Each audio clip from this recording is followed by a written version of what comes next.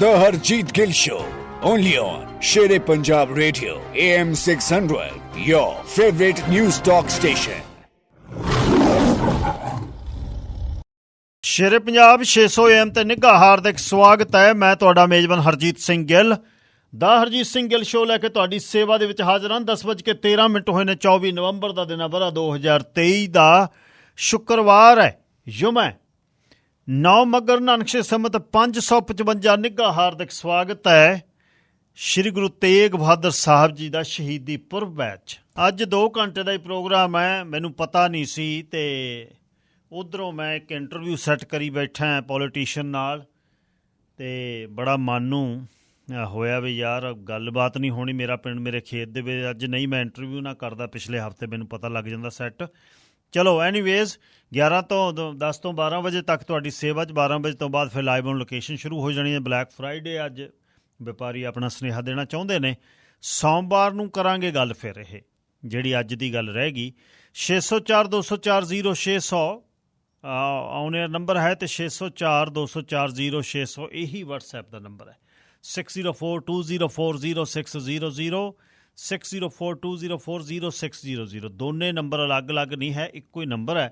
WhatsApp ਦਾ ਵੀ ਇਹੀ number ਹੈ ਜਿੱਥੋਂ ਤੁਸੀਂ ਸੁਨੇਹਾ ਭੇਜਦੇ ਹੋ। 604 729 1224 ਇਹ ਮੇਰਾ ਆਪਣਾ ਸੈੱਲ ਫੋਨ ਹੈ। 604 729 1224। ਸੰਗਤ ਨੂੰ ਪੰਗਤ ਟੱਕਰੀ, ਠੇਡੇ ਨੂੰ ਢੋਈ ਮਿਲ ਗਈ, ਤਵੀਆਂ ਨੇ ਰੂਹਾਂ ਫੂਕੀਆਂ, ਦਰਸ਼ਨ ਹੋਏ ਕਿਰਪਾਨ ਕੇ। ਸਤਗੁਰ ਨੇ ਘੋੜਾ ਵੀੜਿਆ, ਚੰਨ ਵੀ ਸੰਧੂਰੀ ਹੋ ਗਿਆ, ਤੁਰਦੇ ਧਰਮ ਤੇ ਕਰਮ ਵੀ ਲੋਏ ਲੋਏ ਕਿਰਪਾਨ ਕੇ। ਜੂਹਾਂ ਪਰੇ ਕਿਰਪਾਨ ਕੇ, ਸ਼ੀਹਣੀ ਸਹੇ ਕਿਰਪਾਨ ਕੇ, ਕਿਰਪਾਨ ਕੇ ਕਿਰਪਾਨ ਕੇ। ਰੰਗ ਰਾਗ ਪੂਰਨਮਾਸ਼ੀਆਂ, ਕਣੀਆਂ ਤੂਫਾਂ ਕਿਰਪਾਨ ਕੇ। ਚਿੜੀਆਂ ਭੰਗੂੜੇ ਦੀ ਬੜੇ ਮੇਲੇ ਮਕਾ ਕਿਰਪਾਨ ਕੇ। ਲਿਸ਼ਕਣ ਜੋ ਤਾਰੇ ਅੰਬਰੀ, ਸਖੀ ਸਖਾ ਕਿਰਪਾਨ ਕੇ। ਧਰਤੀ ਹਵਾ ਦੇ ਹਾਸ਼ੀਏ, ਚਾਰੇ ਦਿਸ਼ਾ ਕਿਰਪਾਨ ਕੇ। ਬੋਲੀ ਵਸੇ ਲਿਪੀ ਵਸੇ, ਭਾਸ਼ਾ ਵਸੇ ਕਿਰਪਾਨ ਕੇ, ਕਿਰਪਾਨ ਕੇ ਕਿਰਪਾਨ ਕੇ। ਧੂੜਾ ਨੂੰ ਹਾਜ਼ਰ ਜਾਣ ਕੇ, ਦਾੜੇ ਅਨੋਖੇ ਲਿਸ਼ਕ ਪੇ। ਧੂੜਾ ਨੂੰ ਹਾਜ਼ਰ ਜਾਣ ਕੇ, ਦਾੜੇ ਅਨੋਖੇ ਲਿਸ਼ਕ ਪੇ। ਝਾਂਗੜ ਝਿੜੀ ਦੇ ਮੋਰਚੇ ਤੇ ਟਾਕਰੇ ਕਿਰਪਾਨ ਕੇ। ਇਸ਼ਕੇ ਦਾ ਮਿਸਰਾ ਬੋਲ ਕੇ ਜੋਧੇ ਯਮੀ ਵਿੱਚ ਸੌਂ ਗਏ, ਜੀਨਾ ਰਕਾਬਾਂ ਕਾਠੀਆਂ ਤੇ ਪਾਖਰੇ ਕਿਰਪਾਨ ਕੇ। ਮਸਤਕ ਮਣੀ ਜੁੱਸਾ ਜਿਸਮ ਖਾਲਸ ਕਲਾ ਕਿਰਪਾਨ ਕੇ, ਕਿਰਪਾਨ ਕੇ ਕਿਰਪਾਨ ਕੇ। ਸੁਖਨੋ ਸਬਕ 14 ਤਬਕ, ਸ਼ੰਖੋ ਕਲਸ਼ ਤੋਇਆ ਤਪਸ਼, ਤਖਤੋਂ ਮਿਲਖ ਪੀਰੋ ਵਿਰਖ, ਜੀਤਨ ਧਨ ਕਿਰਪਾਨ ਕੇ। ਹੈ ਧੂਲ ਵੀ ਸਰਦੂਲ ਵੀ ਜੋ ਰਹਿਬਰੀ ਕਰਤਾਰ ਦੀ, ਟੁਕੜੇ ਵੀ ਤੇਗਾਂ ਬਣ ਗਏ ਜੀ ਖੰਨ ਖੰਨ ਕਿਰਪਾਨ ਕੇ। ਹਿੰਮਤ ਯਤਨ ਰੋੜੇ ਰਤਨ ਲੋਹਾ ਤਪਨ ਕਿਰਪਾਨ ਕੇ, ਕਿਰਪਾਨ ਕੇ ਕਿਰਪਾਨ ਕੇ। ਸੋਚ ਹੈ ਇੱਕ ਟੇਕ ਹੈ, ਇੱਕ ਫਲਸਫੇ ਦਾ ਨਾਮ ਹੈ। ਸੋਚ ਹੈ ਇੱਕ ਟੇਕ ਹੈ, ਇੱਕ ਫਲਸਫੇ ਦਾ ਨਾਮ ਹੈ। ਕਿਰਪਾਨ ਇੱਕ ਹਥਿਆਰ ਨਹੀਂ, ਕਿਰਪਾਨ ਇੱਕ ਪੈਗਾਮ ਹੈ। ਪੈਗਾਮ ਉਸ ਮੱਥੇ ਨੂੰ ਜਿੱਥੇ ਪੱਤ ਹੈ ਨਾ ਰੱਤ ਹੈ, ਸਰਵੱਤ ਹੈ ਕਿਰਪਾਨ ਹੀ, ਕਿਰਪਾਨ ਹੀ ਸਰਵੱਤ ਹੈ। ਸਾਵਣ ਸਤੇ ਰੰਗੋ ਰਤੇ, ਗੱਜ ਗੁਰਮਤੇ ਕਿਰਪਾਨ ਕੇ, ਕਿਰਪਾਨ ਕੇ ਕਿਰਪਾਨ ਕੇ, ਕਿਰਪਾਨ ਕੇ ਕਿਰਪਾਨ ਕੇ। ਧੂੜਾ ਨੂੰ ਹਾਜ਼ਰ ਜਾਣ ਕੇ, ਦਾੜੇ ਅਨੋਖੇ ਲਿਸ਼ਕ ਪੇ। ਝਾਂਗੜ ਝਿੜੀ ਦੇ ਮੋਰਚੇ ਤੇ ਟਾਕਰੇ ਕਿਰਪਾਨ ਕੇ। ਇਸ਼ਕੇ ਦਾ ਮਿਸਰਾ ਬੋਲ ਕੇ ਯੋਧੇ ਜਮੀ ਵਿੱਚ ਸੌਂ ਗਏ, ਜੀਨਾ ਰਕਾਬਾਂ ਕਾਠੀਆਂ ਤੇ ਪਾਖਰੇ ਕਿਰਪਾਨ ਕੇ। ਮਸਤਕ ਮਣੀ ਜੁੱਸਾ ਜਿਸਮ ਖਾਲਸ ਕਲਾ ਕਿਰਪਾਨ ਕੇ, ਕਿਰਪਾਨ ਕੇ ਕਿਰਪਾਨ ਕੇ ਕਿਰਪਾਨ ਕੇ ਕਿਰਪਾਨ ਕੇ, ਕਿਰਪਾਨ ਕੇ ਕਿਰਪਾਨ ਕੇ ਕਿਰਪਾਨ ਕੇ ਕਿਰਪਾਨ ਕੇ ਕਿਰਪਾਨ ਕੇ। ਹਰਮਨਜੀਤ ਲਿਖਦਾ ਹੈ, ਚੱਲੀਏ ਪੰਜਾਬ ਨੂੰ। ਦੇਸ਼ ਪੰਜਾਬ ਦੇ ਝਰੋਖ ਚੋਂ ਸਰਾ ਨਵਕਿਰਨ ਸਿੰਘ ਪੱਤੀ ਦੇ ਨਾਲ ਕਰਦੇ ਹਾਂ ਗੱਲਬਾਤ, ਪੱਤੀ ਸੇਖਵਾਂ ਤੋਂ। ਅਤੇ sponsor sir Parminder Singh Thind, think insurance. 604 828 72 thinkinsurance.ca। ਜਾਣਕਾਰੀ ਸਾਰੀ ਇੰਸ਼ੋਰੈਂਸ ਦੀ ਇਸ ਨੰਬਰ ਤੋਂ ਮਿਲਦੀ ਹੈ, ਅਤੇ ਜੇ ਕੁਝ ਹੋਰ ਪਤਾ ਕਰਨਾ ਹੋਵੇ ਤਾਂ thinkinsurance.ca, ਅਤੇ 604 828 7213 ਇੰਸ਼ੋਰੈਂਸ ਕਰਾਉਣਾ ਹੈ ਅਤੇ ਕੋਈ ਜਾਣਕਾਰੀ ਲੈਣੀ ਹੈ ਇਸ ਨੰਬਰ 'ਤੇ। ਦੂਸਰੇ sponsor samosa time 11 sweet, seeder park place, 604 504 43 43। ਅਲੱਗ ਅਲੱਗ ਕਿਸਮ ਦੀਆਂ ਮਠਿਆਈਆਂ, ਖਾਲਸ ਮਠਿਆਈ ਪੰਜਾਬ ਦੀ। ਪਿੰਨੀਆਂ ਠੰਡ ਵਾਲੀਆਂ ਜਿਹੜੀਆਂ ਖਾਸ ਤੌਰ ਜਿਹਾ ਠੱਕਾ ਵਗਦਾ, ਜਦ ਸਵੇਰੇ ਪਿੰਨੀ ਖਾਧੀ ਹੋਵੇ ਚਾਹ ਦੇ ਨਾਲ, ਟਿੱਕੀ ਲਾ ਦਿੰਦੀ ਦੁਪਹਿਰ 1 ਤੱਕ, ਢਕਾਰ ਨਹੀਂ ਆਉਣੋਂ ਹਟਦੇ। 604 504 43 43 ਬੁਚਕਰ ਵਾਲੇ ਸੰਘੇੜਿਆਂ ਦੀ ਮਠਿਆਈ ਦੀ ਦੁਕਾਨ ਹੈ, 2 ਨੰਬਰ ਯੂਨਿਟ 'ਚ, ਸੀਡਰ ਪਾਰਕ ਪਲੇਸ 'ਚ। ਨਵਕਿਰਨ ਸਿੰਘ ਪੱਤੀ ਜੀ, ਸਵਾਗਤ ਹੈ, ਸਤਿ ਸ੍ਰੀ ਅਕਾਲ। ਸ਼ੁਕਰੀਆ ਜੀ ਗਿੱਲ ਸਾਹਿਬ। ਸਭ ਤੋਂ ਪਹਿਲਾਂ ਤੁਹਾਨੂੰ ਤੇ ਸਾਰੇ ਸਰੋਤਿਆਂ ਨੂੰ ਮੇਰੇ ਵੱਲੋਂ ਵੀ ਪਿਆਰ ਭਰੀ ਸਤਿ ਸ੍ਰੀ ਅਕਾਲ ਜੀ। ਜੀ ਗਿੱਲ ਸਾਹਿਬ, ਮੁੱਖ ਮੰਤਰੀ ਤੇ ਰਾਜਪਾਲ ਮੁੜ ਕੇ ਫਿਰ ਚਿੱਠਮ ਚਿੱਠੀ ਹੋ ਗਏ? ਜੀ ਗਿੱਲ ਸਾਹਿਬ, ਵਾਕਈ ਹੁਣ ਅੱਜ ਮੁੜ ਮੁੱਖ ਮੰਤਰੀ ਭਗਵੰਤ ਮਾਨ ਹੋਰੀ ਤੇ ਪੰਜਾਬ ਦੇ ਰਾਜਪਾਲ ਸ਼੍ਰੀ ਬਨਵਾਰੀ ਲਾਲ ਪੁਰੋਹਿਤ ਜੀ ਚਿੱਠੀ ਹੋਏ ਨਜ਼ਰ ਆਏ। ਦੋਨਾਂ ਨੇ ਇੱਕ ਦੂਜੇ ਨੂੰ ਅੱਜ ਦੇ ਦਿਨ ਚਿੱਠੀਆਂ ਨੇ ਜਿਹੜੀਆਂ ਉਹ ਲਿਖੀਆਂ। ਦਰਅਸਲ ਮੁੱਖ ਮੰਤਰੀ ਭਗਵੰਤ ਮਾਨ ਹੋਰਾਂ ਨੇ ਸੁਪਰੀਮ ਕੋਰਟ ਦਾ ਫੈਸਲਾ ਆਉਣ ਤੋਂ ਬਾਅਦ ਅੱਜ ਜਿਹੜੀ ਚਿੱਠੀ ਹੈਗੀ ਗਵਰਨਰ ਸਾਹਿਬ ਨੂੰ ਲਿਖ ਕੇ ਜਿਹੜੇ ਪੈਂਡਿੰਗ ਬਿੱਲ ਨੇ ਉਹ ਪਾਸ ਕਰਨ ਦੀ ਮੰਗ ਕੀਤੀ। ਉਹਨਾਂ ਨੇ ਸੁਪਰੀਮ ਕੋਰਟ ਦਾ ਉਹ ਫੈਸਲਾ ਜਿਹੜਾ ਹੈਗਾ ਉਹ ਚੇਤੇ ਕਰਵਾਇਆ, ਜਿਸ ਦੇ ਵਿੱਚ ਸੁਪਰੀਮ ਕੋਰਟ ਕਹਿੰਦੀ ਹੈ ਕਿ ਵਿਧਾਨ ਸਭਾ ਸੈਸ਼ਨ ਨੂੰ ਕਾਨੂੰਨੀ ਮਾਨਤਾ ਹੈ ਤੇ ਵਿਧਾਨ ਸਭਾ ਸੈਸ਼ਨ ਵੱਲੋਂ ਪਾਸ ਕੀਤੇ ਬਿੱਲਾਂ ਦੇ ਉੱਤੇ ਗਵਰਨਰ ਸਾਹਿਬ ਨੂੰ ਫੈਸਲਾ ਗਾ ਜਿਹੜਾ ਉਹ ਹਰ ਹਾਲਤ ਦੇ ਵਿੱਚ ਲੈਣਾ ਪਵੇਗਾ। ਉਹ ਫੈਸਲਾ ਲੈ ਕੇ ਜਿਹੜਾ ਗਾ ਉਹ ਵਿਧਾਨ ਸਭਾ ਨੂੰ ਯਾਨੀ ਕਿ ਸਰਕਾਰ ਨੂੰ ਜਿਹੜਾ ਗਾ ਉਹ ਦੱਸਣ। ਇਹ ਸੁਪਰੀਮ ਕੋਰਟ ਦਾ ਜਿਹੜਾ ਫੈਸਲਾ ਗਾ ਪਿਛਲੇ ਦਿਨੀ ਉਹ ਸਾਹਮਣੇ ਆਇਆ। ਉਸ ਫੈਸਲੇ ਦੀ ਰੌਸ਼ਨੀ ਦੇ ਵਿੱਚ ਭਗਵੰਤ ਮਾਨ ਹੋਰਾਂ ਨੇ ਚਿੱਠੀ ਲਿਖ ਕੇ ਗਵਰਨਰ ਸਾਹਿਬ ਨੂੰ ਕਿਹਾ ਕਿ ਜਿਹੜੇ ਬਿੱਲ ਪਏ ਆ ਤੁਹਾਡੇ ਕੋਲ ਉਹਨਾਂ ਦੇ ਉੱਤੇ ਤੁਸੀਂ ਜਿਹੜਾ ਫੈਸਲਾ ਗਾ ਉਹ ਲਓ, ਕਿਉਂਕਿ ਅਦਾਲਤ ਨੇ ਇਹ ਵੀ ਸਾਫ਼ ਕੀਤਾ ਕਿ ਰਾਜਪਾਲ ਸਿਲੈਕਟਡ ਹੁੰਦਾ ਜਦ ਕਿ ਮੁੱਖ ਮੰਤਰੀ ਲੋਕਾਂ ਵਜੋਂ ਚੁਣਿਆ ਜਾਂਦਾ। ਇਸ ਲਈ ਸੰਵਿਧਾਨ ਤੇ ਲੋਕਾਂ ਦੇ ਪ੍ਰਤੀ ਉਹਨਾਂ ਦੀ ਜਵਾਬਦੇਹੀ ਜ਼ਿਆਦਾ ਆ ਗਈ। ਸੁਪਰੀਮ ਕੋਰਟ ਨੇ ਪੰਜਾਬ ਸਰਕਾਰ ਵੱਲੋਂ ਬਜਟ ਇਜਲਾਸ ਨੂੰ ਲੰਬਾ ਖਿੱਚਣ ਤੇ ਮਾਨਸੂਨ ਤੇ ਸਰਦਰਦ ਇਜਲਾਸ ਨਾ ਬੁਲਾਉਣ ਤੇ ਨਾਰਾਜ਼ਗੀ ਵੀ ਜਤਾਈ ਸੀ। ਔਰ ਭਗਵੰਤ ਮਾਨ ਹੋਰਾਂ ਦੇ ਵੱਲੋਂ ਇਹ ਚਿੱਠੀ ਲਿਖਣ ਤੋਂ ਬਾਅਦ ਗਵਰਨਰ ਸਾਹਿਬ ਨੇ ਵੀ ਨਾਲ ਦੀ ਨਾਲ ਚਿੱਠੀ ਹੈਗੀ ਜਿਹੜੀ ਉਹ ਲਿਖੀ ਔਰ ਰਾਜਪਾਲ ਨੇ ਮੁੱਖ ਮੰਤਰੀ ਦੇ ਬਿੱਲਾਂ ਨੂੰ ਪਾਸ ਕਰਨ ਵਾਲੀ ਚਿੱਠੀ ਦਾ ਜਵਾਬ ਭੇਜਦੇ ਹੋਏ ਕਿਹਾ ਕਿ ਤੁਹਾਡੇ ਵੱਲੋਂ ਭੇਜੇ ਗਏ 5 ਬਿੱਲ ਮੇਰੇ ਧਿਆਨ 'ਚ ਨੇ, ਕਾਨੂੰਨ ਦੇ ਮੁਤਾਬਕ ਫੈਸਲਾ ਹੋਵੇਗਾ। ਸਿਰਫ ਇੰਨਾ ਹੀ ਨਹੀਂ, ਰਾਜਪਾਲ ਨੇ ਕਿਹਾ ਤੁਸੀਂ ਬਜਟ ਇਜਲਾਸ ਦਾ ਐਲਾਨ ਕੀਤਾ, ਮੈਨੂੰ ਇਸ ਗੱਲ ਦੀ ਖੁਸ਼ੀ ਹੈ। ਤੋ ਇਹ ਜਿਹੜੇ ਤੰਜ ਭਰੀਆਂ ਚਿੱਠੀਆਂ ਜਿਹੜੀਆਂ ਇੱਕ ਦੂਜੇ ਨੂੰ ਲਿਖੀਆਂ ਗਈਆਂ ਅੱਜ, ਭਾਵੇਂ ਚਿੱਠੀਆਂ ਦੇ ਕੋਈ ਬਹੁਤੇ ਵੱਡੇ ਮਾਇਨੇ ਨਹੀਂ ਹੈ, ਪਰ ਇੱਕ ਸਵਾਲ ਜ਼ਰੂਰ ਹੈ ਕਿ ਮੁੱਖ ਮੰਤਰੀ ਤੇ ਗਵਰਨਰ ਕੋਈ ਵੀ ਉਹ ਮੌਕਾ ਨਹੀਂ ਛੱਡਦੇ ਜਦੋਂ ਇੱਕ ਦੂਜੇ ਨੂੰ ਤੰਜ ਭਰੀ ਸ਼ਬਦਾਵਲੀ ਦੇ ਵਿੱਚ ਸੰਬੋਧਨ ਨਾ ਹੋਣ। ਮੁੱਖ ਮੰਤਰੀ ਤੇ ਗਵਰਨਰ ਕੋਈ ਵੀ ਉਹ ਮੌਕਾ ਨਹੀਂ ਛੱਡਦੇ ਜਦੋਂ ਦੋਵੇਂ ਇੱਕ ਦੂਜੇ ਨੂੰ ਸਿਆਸੀ ਤੌਰ ਦੇ ਉੱਤੇ ਕਾਰਨਰ ਕਰਨ ਦੀ ਕੋਸ਼ਿਸ਼ ਨਾ ਕਰਨ। ਜੀ ਅੱਛਾ ਜੀ, ਭਗਵੰਤ ਮਾਨ ਉਹਨਾਂ ਨੇ ਗੱਲ ਕੀਤੀ ਜੱਟਾਂ ਨਾਲ ਤੇ ਫਿਰ ਧਰਨਾ ਖਤਮ ਕਰ ਦਿੱਤਾ, ਬੰਨ ਲੈ ਜਾ ਕੇ। ਫਿਰ ਬਾਕੀ ਜਿਹੜਾ ਲੁਧਿਆਣਾ ਜਲੰਧਰ ਨੈਸ਼ਨਲ ਹਾਈਵੇ ਔਰ ਜਿਹੜਾ ਇਹ ਰੇਲਵੇ ਲਾਈਨ ਆ ਉਹਦੇ ਤੇ ਚੱਲ ਰਿਹਾ ਧਰਨਾ ਅੱਜ ਕਿਸਾਨਾਂ ਨੇ ਚੁੱਕ ਦਿੱਤਾ। ਦਰਅਸਲ ਮਸਲਾ ਇਹ ਸੀ ਕਿ ਪੰਜਾਬ ਦੇ ਗੰਨਾ ਬੀਜਣ ਵਾਲੇ ਕਿਸਾਨ, ਗੰਨੇ ਦੀ ਬਿਜਾਨ ਦਾ ਜਿਹੜੀ ਉਹ ਮੁੱਖ ਰੂਪ ਦੇ ਵਿੱਚ ਦੁਆਬੇ ਦੇ ਵਿੱਚ ਹੁੰਦੀ ਹੈ ਜੀ ਅੱਜ ਕੱਲ੍ਹ, ਕਿਉਂਕਿ ਪਹਿਲਾਂ ਮਾਲਵੇ ਦੇ ਵਿੱਚ ਵੀ ਜਿਹੜਾ ਗੰਨਾ ਬੀਜਿਆ ਜਾਂਦਾ ਸੀ, ਪਰ ਜਦੋਂ ਦੀ ਧੂਰੀ ਵਾਲੀ ਖੰਡ ਮਿੱਲ ਬੰਦ ਹੋਈ ਆ ਔਰ ਕਿਸਾਨਾਂ ਨੂੰ 4-4 ਸਾਲ ਪੈਸੇ ਨਾ ਮਿਲਣ ਕਰਕੇ ਜਿਹੜਾ ਗਾ ਖੱਜਲ ਖੁਆਰੀ ਦਾ ਸਾਹਮਣਾ ਕਰਨਾ ਪਿਆ। ਉਸ ਤੋਂ ਬਾਅਦ ਮਾਲਵੇ ਦੇ ਕਿਸਾਨ ਤਾਂ ਕਣਕ ਝੋਨੇ ਦੇ ਫਸਲੀ ਚੱਕਰ ਦੇ ਵਿੱਚ ਹੀ ਫਸ ਗਏ।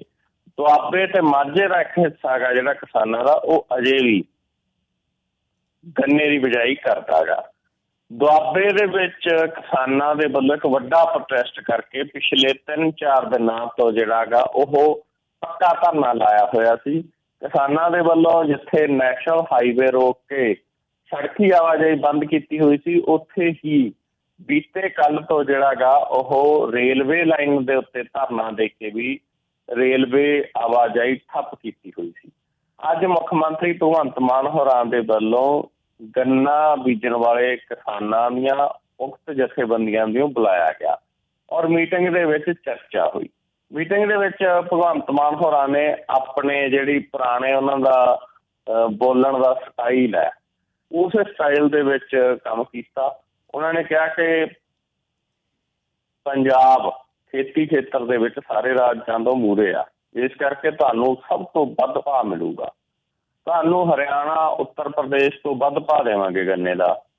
ਦੂਜਾ ਉਹਨਾਂ ਨੇ ਕਿਹਾ ਕਿ ਜਿਹੜੇ ਬਕਾਇਆ ਰਾਸ਼ੀ ਹੈਗੀ ਖੰਡ ਮਿੱਲਾਂ ਵੱਲ, ਉਹ ਤੁਹਾਨੂੰ ਹੈਗੀ ਜਿਹੜੀ ਉਹ ਜਲਦ ਤੋਂ ਜਲਦ ਵਾਪਸ ਦਵਾਈ ਜਾਵੇਗੀ। ਉਹਦੇ ਲਈ ਉਹ ਕਹਿੰਦੇ ਮੈਂ ਕੱਲ੍ਹ ਨੂੰ ਜਿਹੜੀ ਮੀਟਿੰਗ ਹੈਗੀ ਉਹ ਅਫਸਰਸ਼ਾਹੀ ਨਾਲ ਵੀ ਕਰੂੰਗਾ, ਔਰ ਮੈਂ ਜਿਹੜੀ ਮੀਟਿੰਗ ਹੈਗੀ ਉਹ ਖੰਡ ਮਿੱਲ ਮਾਲਕਾਂ ਦੇ ਨਾਲ ਵੀ ਕਰੂੰ। ਸੋ ਕੱਲ੍ਹ ਨੂੰ ਭਗਵੰਤ ਮਾਨ ਹੋਰੀ ਖੰਡ ਮਿੱਲ ਮਾਲਕਾਂ ਔਰ ਅਫਸਰਸ਼ਾਹੀ ਨਾਲ ਮੀਟਿੰਗ ਕਰਨਗੇ ਅਤੇ ਉਹਨਾਂ ਦੇ ਵੱਲੋਂ ਇਹ ਵਾਅਦਾ ਕਰਨ 'ਤੇ ਕਿ ਤੁਹਾਨੂੰ ਪੈਸੇ ਵੀ ਦਵਾਵਾਂਗੇ ਪਿਛਲੇ, ਔਰ ਗੰਨੇ ਦਾ ਭਾਗ ਆ ਜਿਹੜਾ ਉਹ ਬਾਕੀ ਰਾਜਾਂ ਤੋਂ ਵੱਧ ਬੰਨਾਂਗੇ।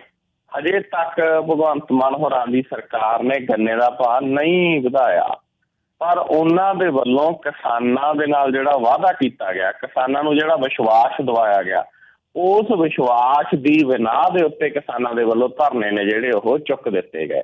ਹੁਣ ਮੁੱਖ ਮੰਤਰੀ ਜੀ ਆਪਣਾ ਉਹ ਵਾਅਦਾ, ਆਪਣਾ ਉਹ ਵਿਸ਼ਵਾਸ ਪੂਰਾ ਕਰਦੇ ਨੇ ਜਾਂ ਆਪਣੀ ਗੱਲ ਤੋਂ ਪਿੱਛੇ ਹਟਦੇ ਨੇ, ਇਹ ਤਾਂ ਆਉਣ ਵਾਲੇ ਦਿਨਾਂ ਦੇ ਵਿੱਚ ਦੇਖਣਾ ਹੋਊ। ਪਰ ਕਿਸਾਨਾਂ ਨੇ ਮੁੱਖ ਮੰਤਰੀ ਸਾਹਿਬ ਦੀ ਗੱਲ ਦੇ ਉੱਤੇ ਪੂਰਨ ਰੂਪ ਦੇ ਵਿੱਚ ਵਿਸ਼ਵਾਸ ਕਰ ਲਿਆ ਗਾ ਕਿ ਬਿਨਾਂ ਗੰਨੇ ਦਾ ਭਾਅ ਲਾਣੇ, ਬਿਨਾਂ ਭਾਅ ਵਧਾਏ ਜਿਹੜਾ ਗਾ ਉਹ ਧਰਨਾ ਚੁੱਕ ਦਿੱਤਾ ਜੀ।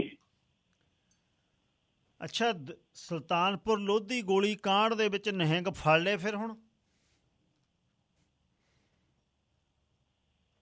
ਜੀ ਗਿੱਲ ਸਾਹਿਬ, ਸੁਲਤਾਨਪੁਰ ਲੋਧੀ ਗੋਲੀਕਾਂਡ ਮਾਮਲੇ ਦੇ ਵਿੱਚ 5 ਨਿਹੰਗ ਸਿੰਘਾਂ ਨੂੰ ਗ੍ਰਿਫਤਾਰ ਕੀਤਾ ਗਿਆ ਹੈਗਾ, ਔਰ ਪਤਾ ਇਹ ਲੱਗਿਆ ਕਿ ਨਿਹੰਗ ਸਿੰਘਾਂ ਦੇ ਮੁਖੀ ਮਾਨ ਸਿੰਘ ਦੇ ਖਿਲਾਫ ਵੀ ਕੇਸ ਆ ਜਿਹੜਾ ਦਰਜ ਕੀਤਾ ਗਿਆ, ਉਹਦਾ ਨਾਂ ਵੀ FIR ਦੇ ਵਿੱਚ ਪਾਇਆ ਗਿਆ ਹੈਗਾ।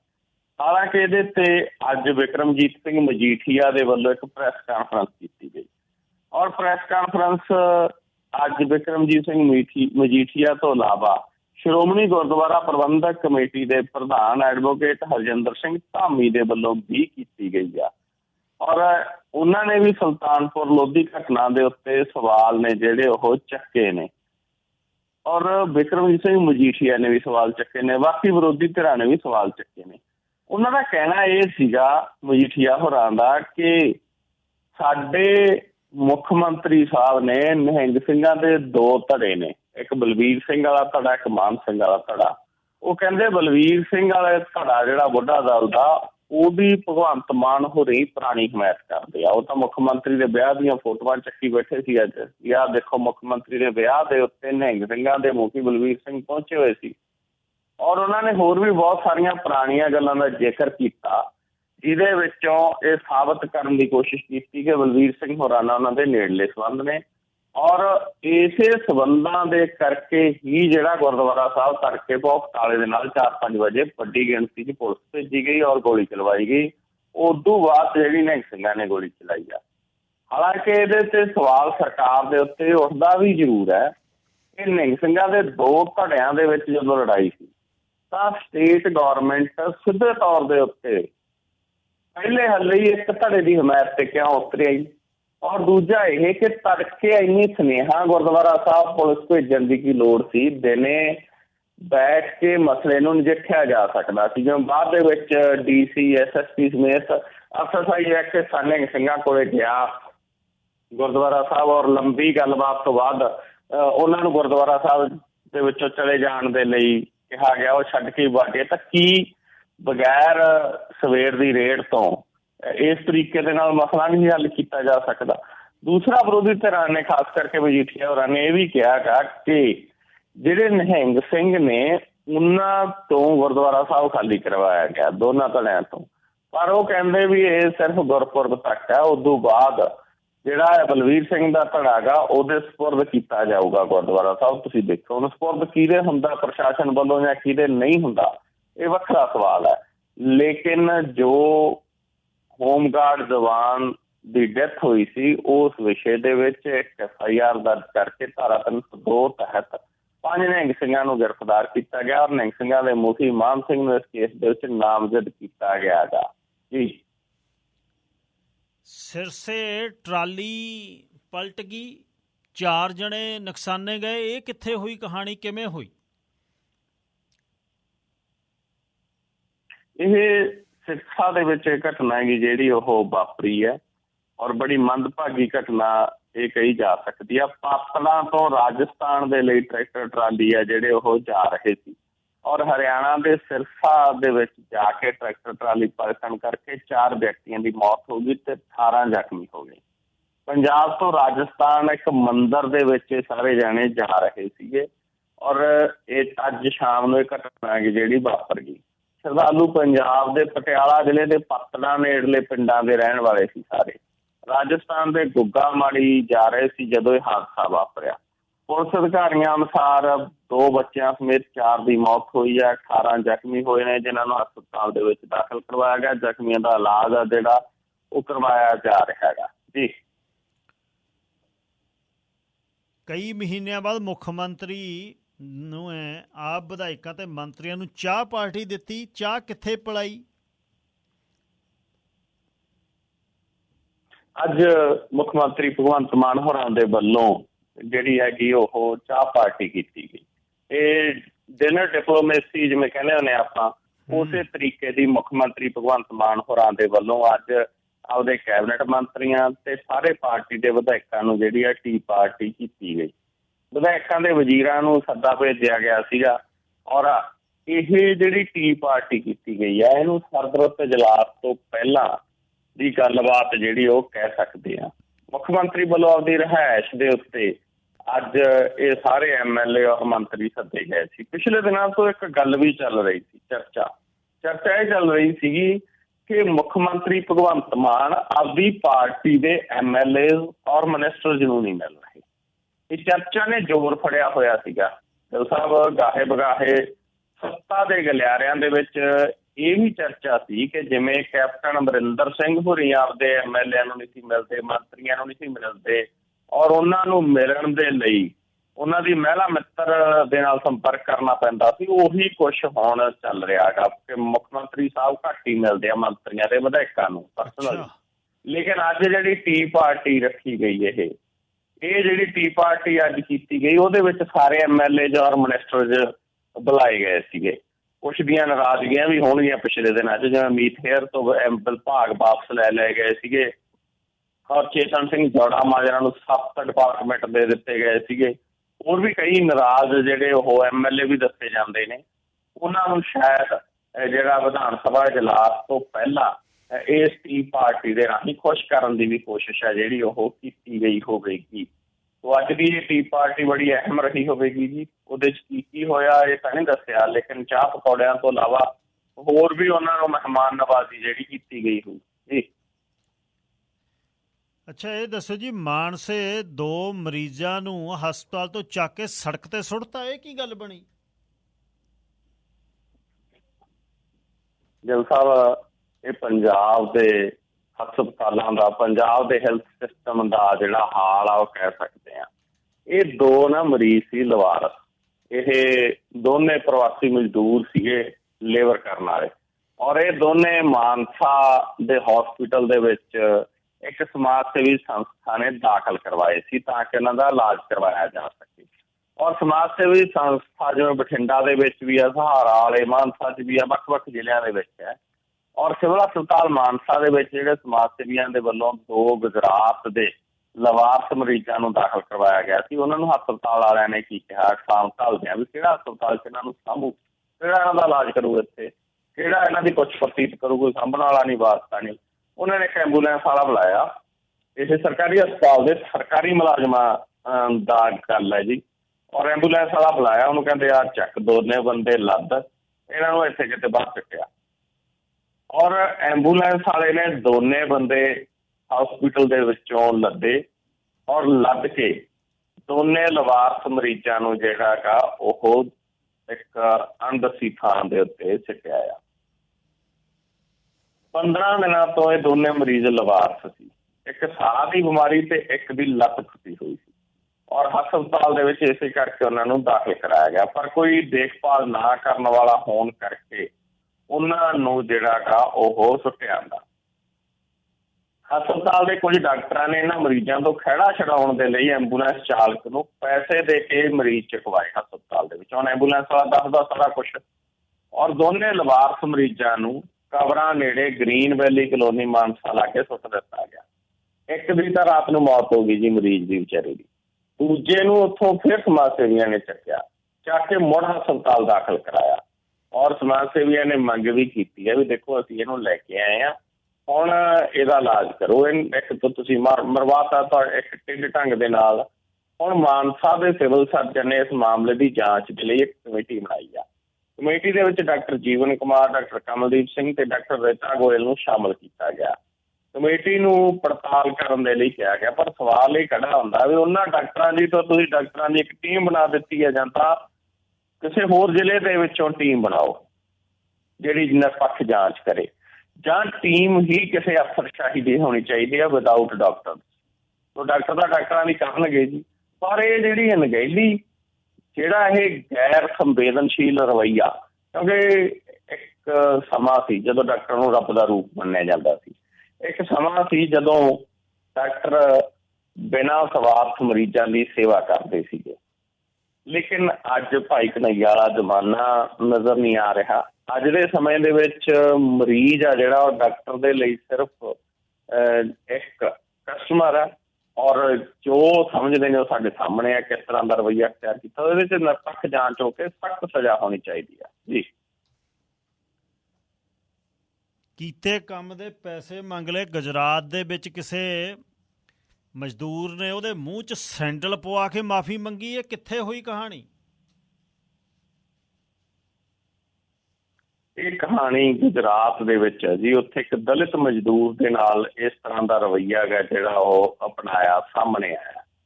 ਘਟਨਾ ਗੁਜਰਾਤ ਦੇ ਵਿੱਚ ਵਾਪਰੀ ਹੈ, ਜਿੱਥੇ ਇੱਕ ਦਲਿਤ ਮਜ਼ਦੂਰ ਆਪਦੇ ਕੀਤੇ ਹੋਏ ਕੰਮ ਦੇ ਪੈਸੇ ਮੰਗ ਰਿਹਾ ਸੀ, ਜਾਣੀ ਕਿ ਉਹਦੀ ਤਨਖਾਹ ਮੰਗ ਰਿਹਾ ਸੀ ਵਿਚਾਰਾ।